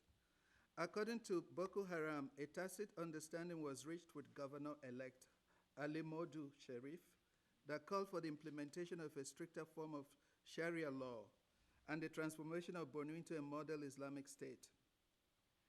A leader of Boko Haram, Wuji Foy, was appointed to the cabinet of Governor Sharif. After a year of no movement towards the realization of the promised Islamic state, Mohammed Yusuf asked Foy to withdraw from the governing administration. Wujifu resigned and was eventually killed in suspicious circumstances that the Boko Haram sect believed were officially instigated. 19 members of Boko Haram or sympathizers were mowed down during the burial procession for Wuji Foy. Thereafter, the relationship between the governor and Boko Haram soured. The governor then tried to suppress the sect. Open season was declared on the sect. Inadequately trained police forces responded to threats of challenge to authority by rounding up anyone who they thought might possibly be connected to the annoying group. Usually that meant sweeping up innocent bystanders in the search for a few guilty men and jailing or disappearing them. When Boko Haram first struck in 2009, the police, with orders from the administration, reacted by raiding their compound and extrajudicially executing the group's leaders, including Mohammed Yusuf. In reaction, Boko Haram began a transformation into the terrorist organization that we know today. In Maiduguri, their home turf, drive-by motorbike associations of politicians and policemen became their modus operandi. Their terrorist activities soon ensnared the rest of the city, and in quick order, the local security forces could no longer contain them. Boko Haram stepped up wanton killings, bank robberies in and around Maiduguri. When the federal government, in a ham-fisted manner, tried to contain the conflict, the sect turned its ire towards the military and government installations. There have been atrocities, and lots of them, human rights abuses on both sides. But for some notable and very disturbing activities in Kano, Jos, and Abuja, Boko Haram has largely confined their activities to northeastern Nigeria. There is a growing fear that many extremist elements within the sect may try to escalate this crisis throughout the country. When we talk about Boko Haram, we normally bring up again the Islamist bent and then this fear of Sharia. Apart from its engagement in terrorist activities, most disquiet around Boko Haram centers on their express desire to create an Islamic state that will be based on strict execution of Sharia laws. With their agitation for Sharia law, Boko Haram managed to focus the public eye on the role of Islam in Nigeria.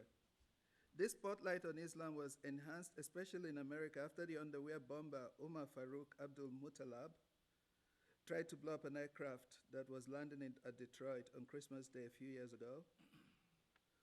Umar Farouk, of course, is a Muslim from northern Nigeria and would necessarily share cultural and religious traits with members of Boko Haram.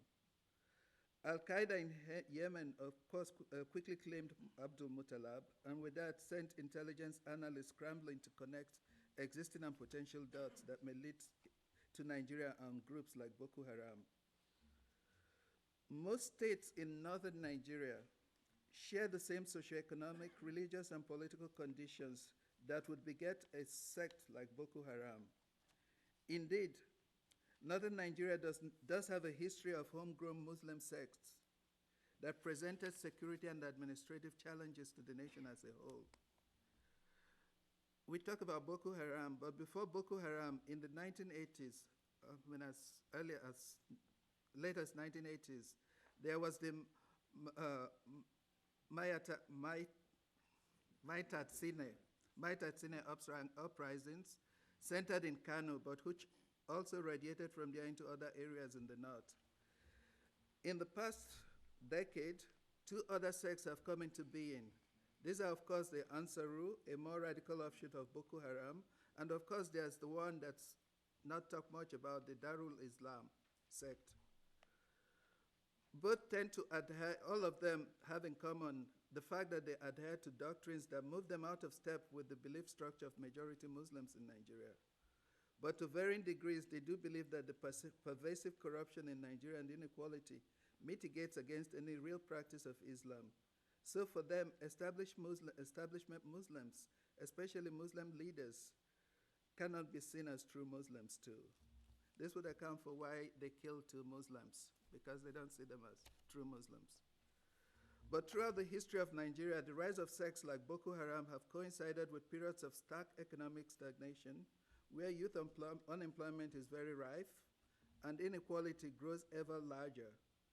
Jobless and angry young men become excellent candidates for fringe groups that teach the necessity to take up arms to recreate a society based on true tenets of Islam. The glaring injustice, abject poverty, and pervasive hopelessness are the driving forces that create organizations like Boko Haram and MEND in the Niger Delta.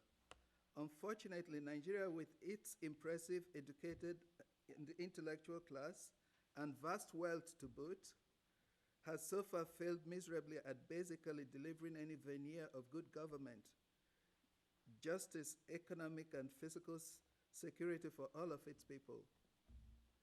Economic reports due out next month will show that Nigeria now has the largest economy in Africa. But with the GDP that currently rates as the 32nd largest in the world, Nigeria is the 156th out of 187 countries on the United Nations Human Development Index. So there's been a big disparity between where it should be and where it is. Boko Haram attracts discomfort with its talk of Sharia laws. These are edicts that govern morality and lifestyles for the practicing Muslim. Christians, as well as people of other faiths and non-believers, have not usually been subject to Sharia law. Admittedly, there have been instances where the insistence of its use created tension between people of different religious backgrounds. Most of the region that is covered by today's northern Nigeria has been under the sway of Islam for centuries, and as such was already subject to the Islamic code prior to the colonization by the British in the early 1900s. Under the British, Sharia law was the law of the land, sans, of course, the severe and shocking penalties. These trends continued after independence, but developments in the latter part of the last century led to a renewed clamoring for the adoption of more stringent Sharia laws. By this time, the monolithic northern region had been carved into numerous states. In the year 2000, several predominantly Muslim states in the north adopted a revamped set of Sharia law as part of the legal systems. So despite the concern of the largely Christian population, so far the introduction of Sharia laws in northern Nigeria have not produced the hope for benefits that they reach, because again, the place remains poor, and not the Sharia law the way it's applied in Nigeria. It's actually adapted to the cultural sensitivity of the people there. So it cannot produce that. But in conclusion, when we discuss, here we talk about the issue of Boko Haram. This question is being discussed in Nigeria too, because at the moment, the question is being asked, what is Boko Haram? Just like Ven said, it's morphed into a lot of organizations, a lot of entities, with the goal now, the way it's seen as Nigeria, it's been looked upon by certain analysts in Nigeria as being able or capable of making or breaking the nation. Because people in the north, at the moment, we have elections planned for 2015, and seen through that prism, the northerners see Boko Haram as something that was actually created by southerners to create disunity among them. The southerners look at Boko Haram, again, from that prism, the Igbo person would say, okay, Boko Haram, they're trying to kill us again the way they did during the Biafra crisis. The South-South, look at, I mean, it's real complicated. I know I'm going over time. Thank you. But I'll answer questions. Mr. Nzuri Bey, thank you very much for your testimony. And just to ask a few questions, let me begin first of all with Mr. Adamu. What was the status and the state of Muslim-Christian relations before Boko Haram, before the I'll never forget, I travel extensively through Africa, but also through other places where there are large Christian and Muslim populations. And even in Sarajevo, before the Yugoslav war, Muslims and Christians had a very close and friendship, which was then exacerbated by, in that case, the Bosnian Serbs. What was the state of relation between the two? Before the coming of Boko Haram, the Muslims and Christians are united. We are living at peace with each other. During some celebrations, we are sharing food and other things to each other. We live in peace. But the coming of Boko Haram, that's where the crisis has started. But before, we are living in peace. Mr. Zen, do you want to comment? One of my biggest takeaways from this trip, which reinforced what I thought was the case on the ground, was just that there was a harmony. There's always some friction, but there was genuine friendships among families. And one of the biggest takeaways was how the Muslims are being targeted, not to the extent Christians are. One of our witnesses that was supposed to testify via Skype from the U.S. Embassy in Abuja, but there was some glitch that occurred as of yesterday. Not that he didn't want to testify; it was a technical glitch. But Dr. Khalid Aliou was going to testify here to give a Muslim's point of view on all things as it relates to Boko Haram. And we will receive his testimony in written form. But that was one of the points that I think is underappreciated in the United States and in the West in general.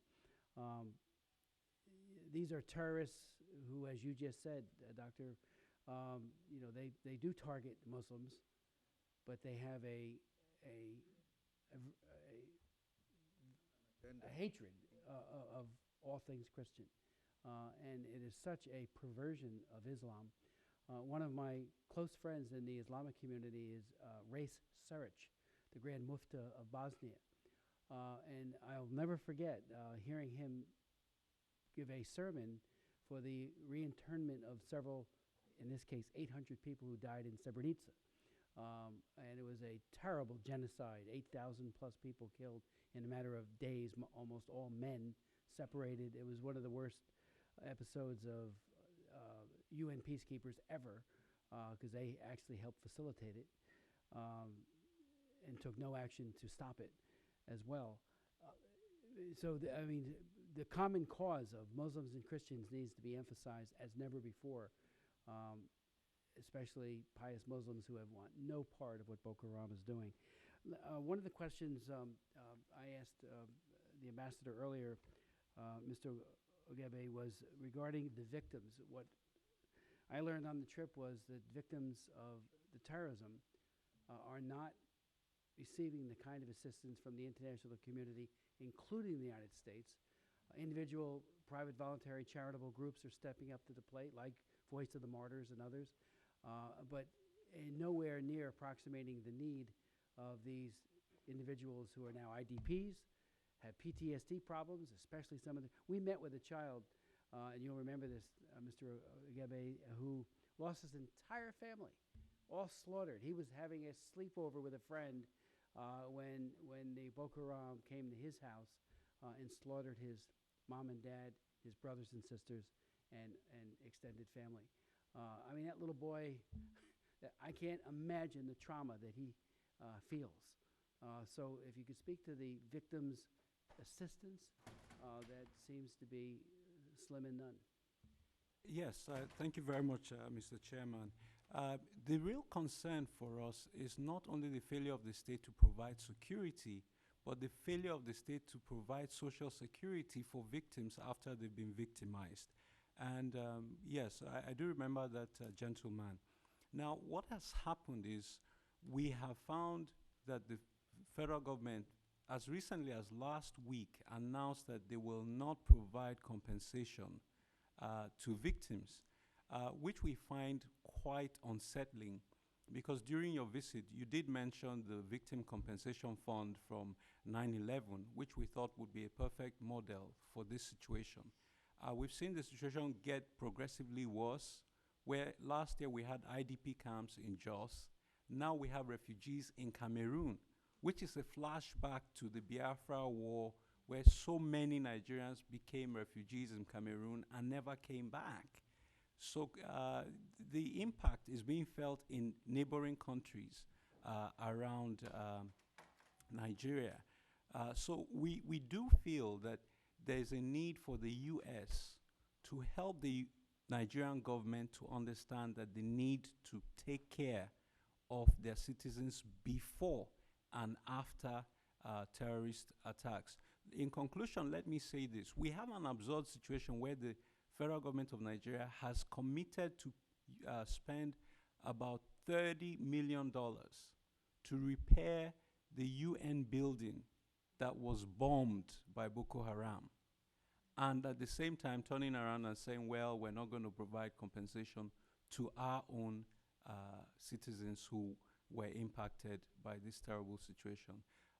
One last note, the young lady, Deborah, whom you met, the orphan girl whose father and brother were killed in her presence, it was a 9/11 charity in New York that offered for her to come here for trauma treatment after she spent a night tied to the body of her father and her brother. It was average Americans who just cared, who sent for her. And the U.S. Embassy denied her a visa twice. So for us charities who are working on these issues, we're dealing with an unresponsive Nigerian government in some instances. We're dealing with an unresponsive consular organization, and then we're dealing with terrorists. So it can be very overwhelming. Thank you. Mr. Zen, in your 10 measures of recommendations, your third one is something I raised with Ambassador Thomas Greenfield, and that was the issue of the Leahy Amendment.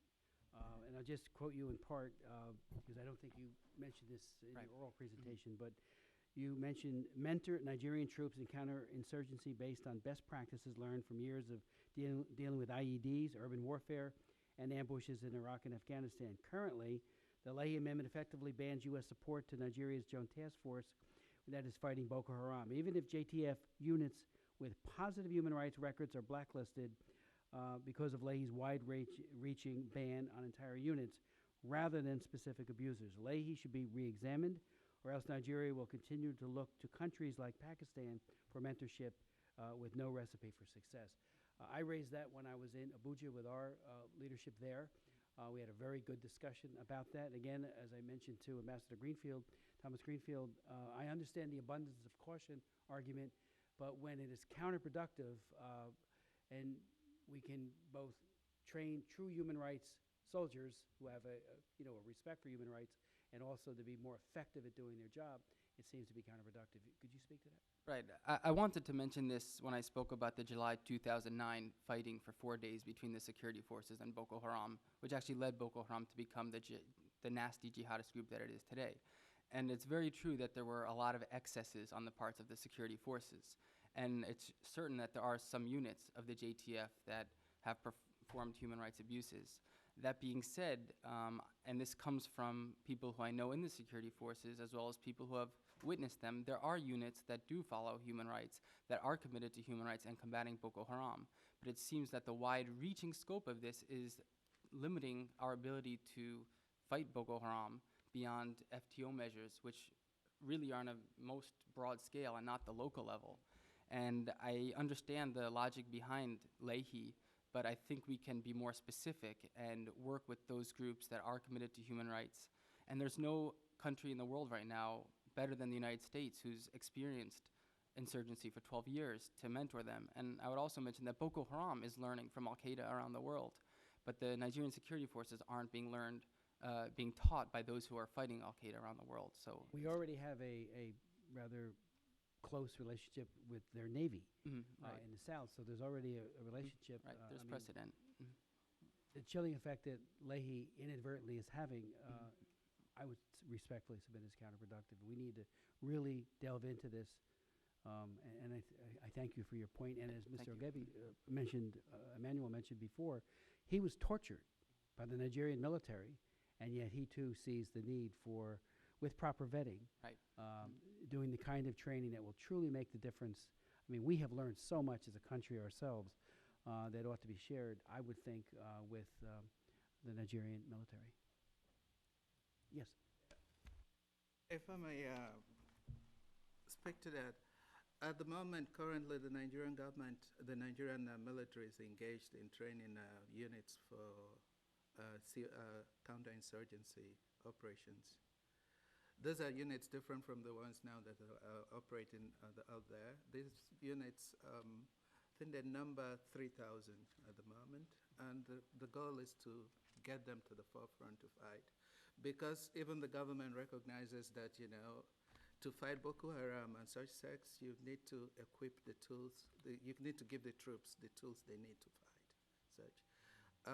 There was debate going on if they really needed counterinsurgency training or counterterrorism training, but all in all, I think they're working towards that angle, to that area. I couldn't tell you off my head who is involved in helping with the training. I suspect some Israeli, I may be wrong, but I wouldn't go, but but they are doing something for that now.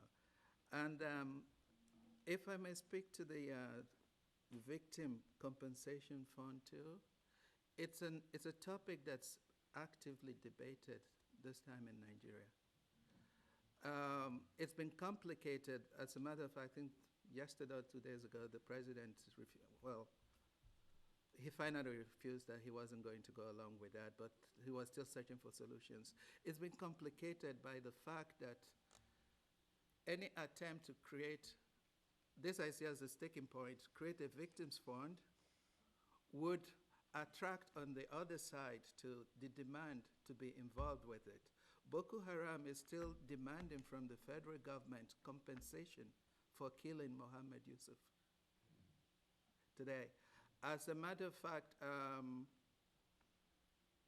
a little while ago, there was agreement. They were in discussions first with the Borno state government for ceasefire to cease operations and all that. They asked for 26 billion naira. The federal government eventually, Borno state was for it. Yola was for it, but the federal government said no. And it all boiled down to the fact that, you know, if they did, they'd have to compensate for Mohammed Yusuf. What has this necessitated in the discussion in Nigeria at the moment? They're talking about, okay, you have a group of northern politicians who've taken this now as their own course. They're saying, you refuse to compensate our people. Okay, we want Boko Haram to stop fighting. You need to pay them. We're not talking now about the victim, but just pay them off, the same way you paid off the men people in the Niger Delta. So they see it as discrimination, and it becomes a rallying point for certain politicians. Any way you take it, it's really complex in Nigeria, and that's the image that comes through. Yes, Mr. Chairman, if I may say something really quickly about this issue of compensation, and especially the U.S. argument that this is economic and we need to throw more money at the problem. The ultimate danger here is that the U.S. is opening a slippery slope to the institutionalization of mass murder as a legitimate pathway to more federal resources. We cannot create a precedent that if you go out and bomb churches, we're going to create a special ministry for you. If the government of Nigeria could actually consider offering amnesty and finance to Boko Haram to lay down arms, why can't they consider providing compensation for victims? So this is the wrong message that we're sending. Let me speak again to the military response. I want to emphasize the point that the Nigerian military has served as boots on the ground for the U.S. in situations that the U.S. did not want to go in. In Liberia, where African Americans went back and established that country, the U.S. has strong ties with that country, but it was Nigerian troops and billions of Nigerian money that preserved it.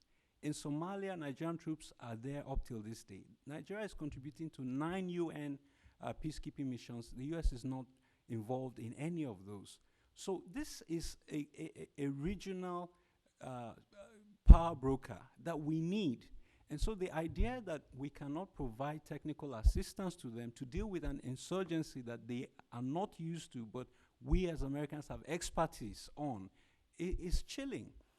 In conclusion, let me say that more Nigerians soldiers have died at home at the hands of Boko Haram than have died in the peacekeeping operations in the last 3 years in 9 different countries. And so even if the U.S. Army had to face a homegrown insurgency here, they would have the same challenges that the Nigerian Army is having.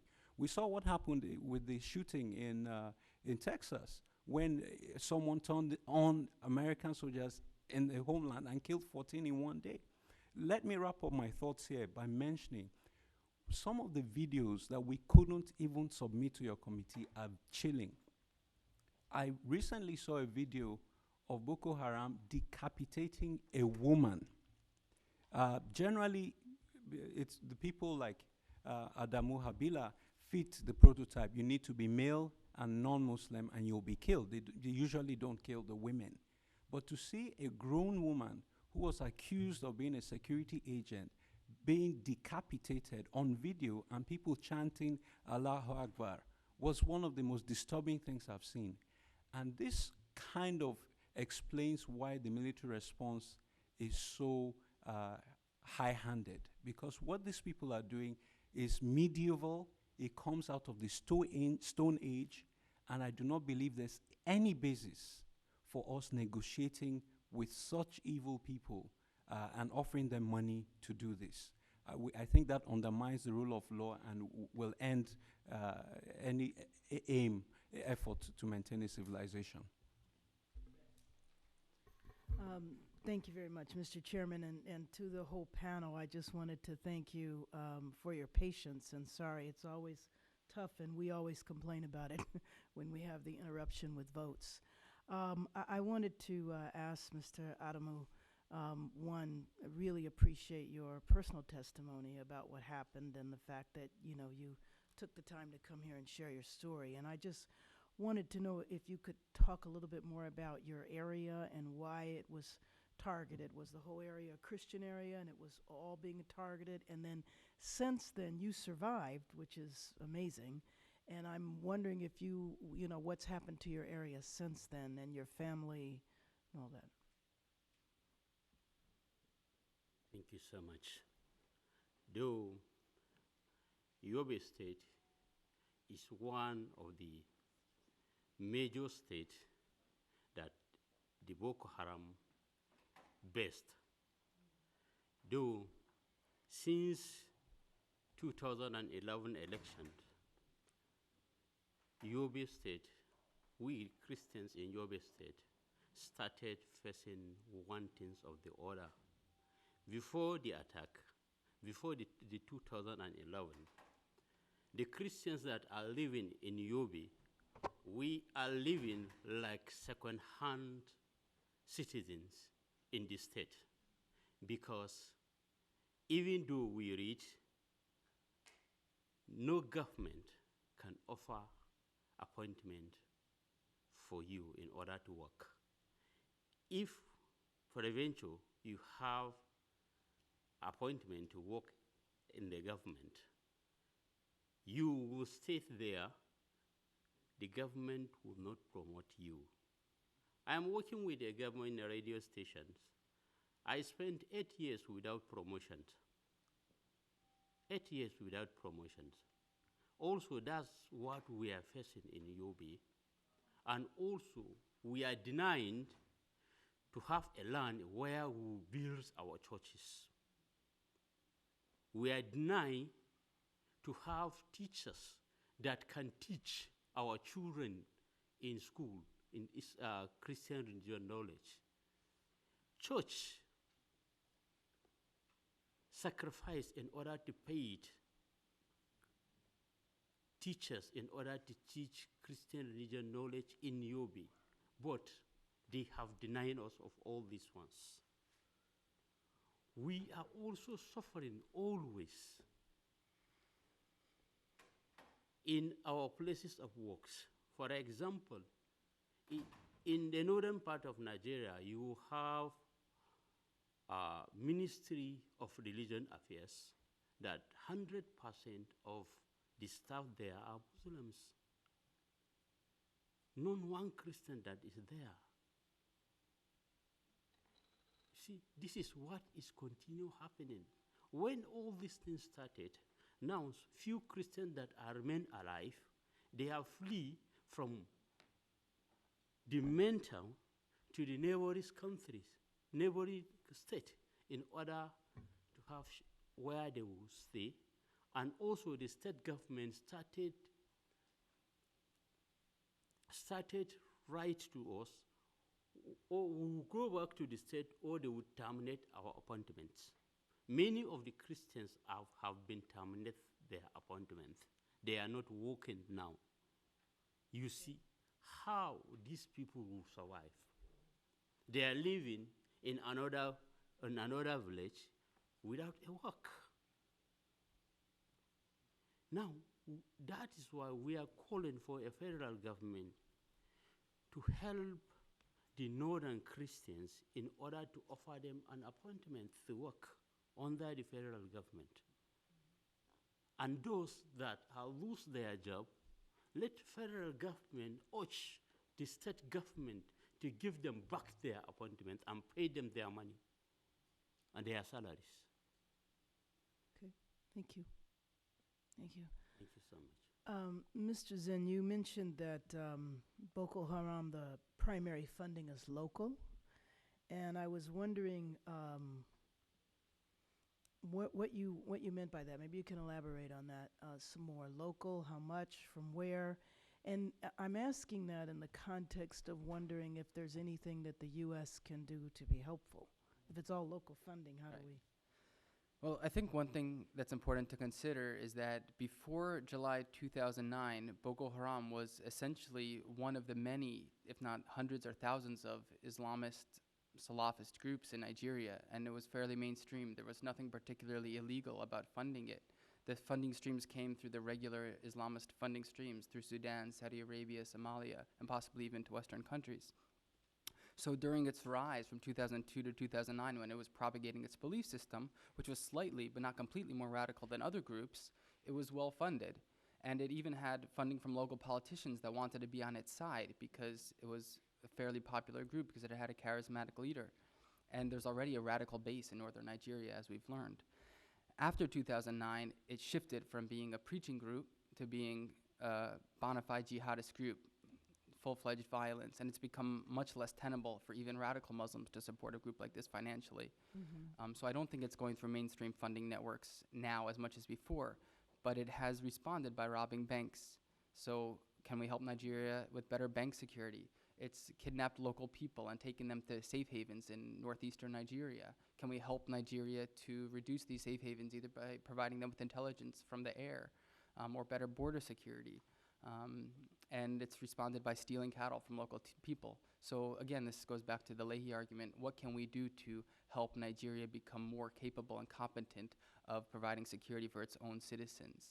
And that will in turn reduce its ability to kidnap, extort, tax local people, and fund itself.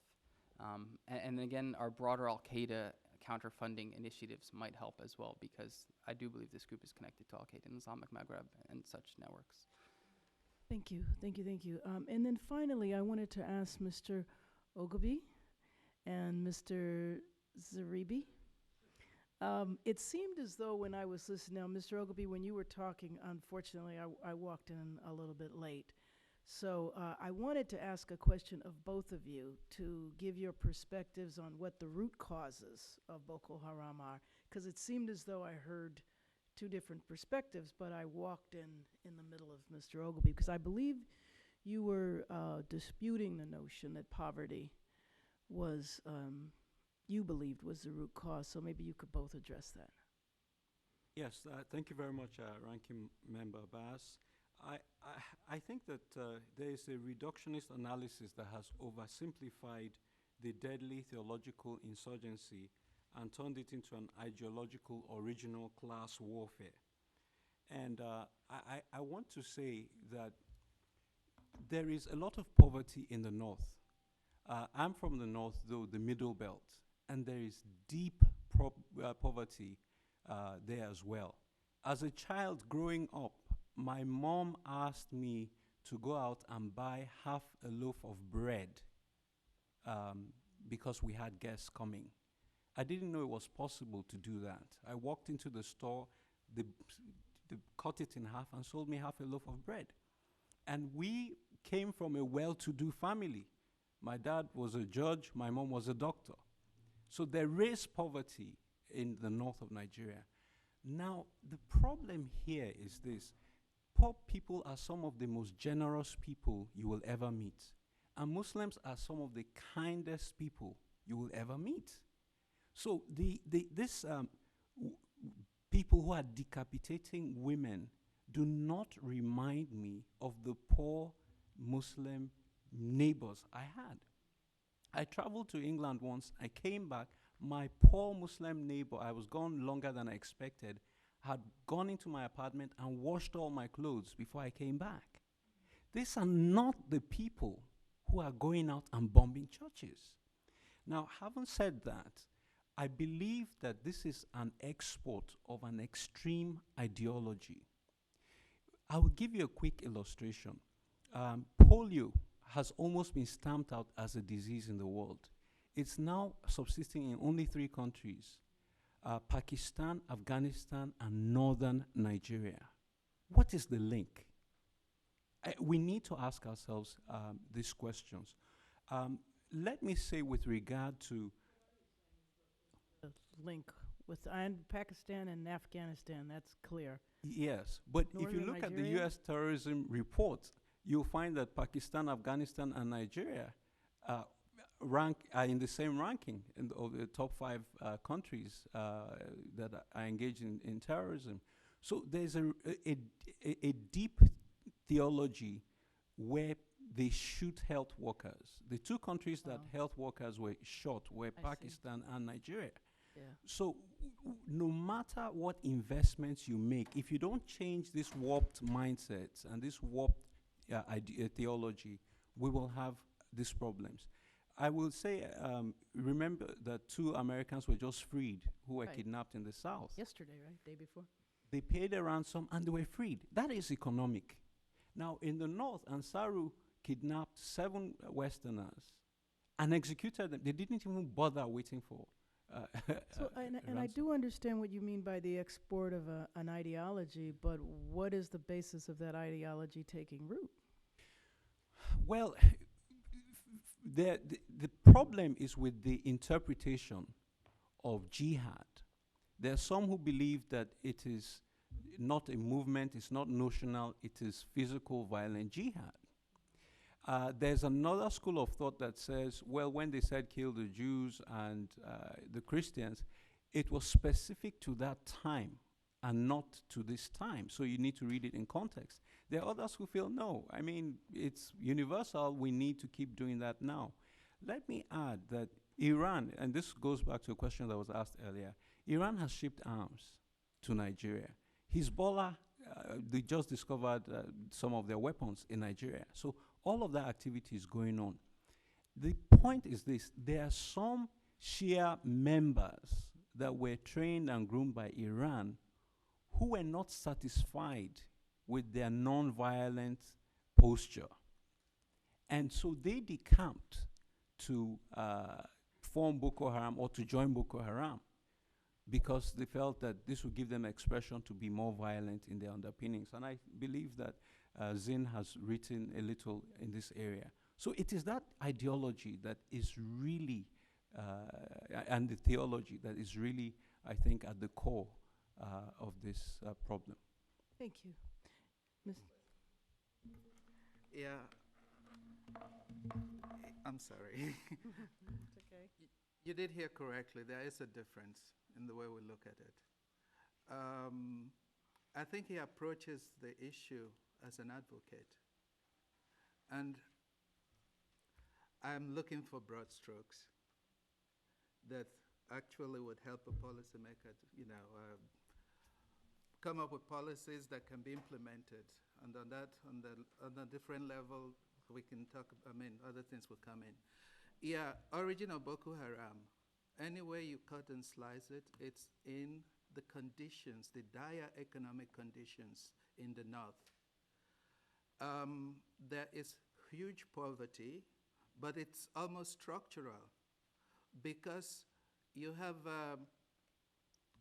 this goes back actually to the Sokoto caliphates. And when the British came into Nigeria too, they discouraged contact and education between Western education. And the British were only happy to indulge them, so they introduced indirect rule. The emir was responsible. And the emir goes off, oh yeah, Western education, we don't need. So that tradition, actually, Boko Haram is in a historical tradition that was always there. But what has happened, especially since the 80s, until the 70s, after the war, the Biafra War, it was masked by the fact the oil industry boomed, and the North actually held sway over the economy in Nigeria. So you had a lot of transfer from the South to the North. And that masked some inequality, that masked some aspects of a non-developing economy that you wouldn't see because there seemed to be money everywhere. But in the 80s, beginning in the 80s, especially since the year 2000, you've had a situation in Nigeria where power shifted in a concrete way from the north to the south. And the establishment, the creation of more states in the north, I believe there are 19 states now. They always believe that in the Arawa, you hold together. But they began to go their separate way, and some would actually make alliances with other states in the south. But effectively, they lost power in the federal government, which is, why is this important? Because unlike Nigeria is a typical developing country, and the government plays an inordinate, a very substantial role in the economy. You don't have the private sector to counterbalance. And if you control government, you're able to do that. Where I'm going is in the north, in the beginning, especially in the 80s, it began to show that they didn't have people who were educated to become part of the economy. They created states, they couldn't attract businesses because you didn't have an educated class. So the poverty just kept increasing more and more. They have kids who don't go to school. You have 8-year-olds already in the street trying to sell things instead of being in school. So that you get to the point where a kind of helplessness begins to settle in because in between they see the ruling class, it's actually doing very well, sending their kids abroad for to schools, but refusing to spend money, state money, on education for the indigents. So you get to a point where you have really a lot of poverty, but a lack of skill sets to do anything. And there steps in somebody like Mohammed Yusuf, who is actually pretty well educated himself. He's a university graduate. Yusuf steps in and goes up, gathers these people into a compound. He's able to feed them. You feed them, you have the church, you really can work on them. And you become their all because they're hopeless anyway. They'll do anything for you, anything you tell them. It becomes, and he says, this is it. And just like that was said until the year 2009, Boko Haram wasn't out. It wasn't that terrorist organization. Because it was engaged in activities that were on a smaller scale, more akin to what Hamas would be doing in Palestine. So I think this, again, if we look at it on a broader level, it is there. But again, on an individual level, people experience it differently. Thank you very much. You're welcome. I'd like to thank our distinguished panelists for your work and for sharing with us your expertise and insights. It's been most helpful. And I do think your presence certainly helped the administration focus a little harder on designating Boko Haram as a foreign terrorist organization. So thank you for that as well. And if there's anything you'd like to say before we conclude, any of our witnesses? Well, we want to thank you most kindly, Mr. Chairman, for your leadership on this issue. I honestly believe that if you hadn't taken the issue head on, that we may not have had the conclusion we had today. So thank you very much for making my Christmas wish come true early. Thank you. And we will do vigorous oversight and do whatever we can to be helpful. And we will revisit, and are doing it already, the application or the over-application of the Leahy Amendment. And I thank you for your insights on that as well, and all the others with regards to victims. And this hearing is adjourned, and I express my deep gratitude. Thank you.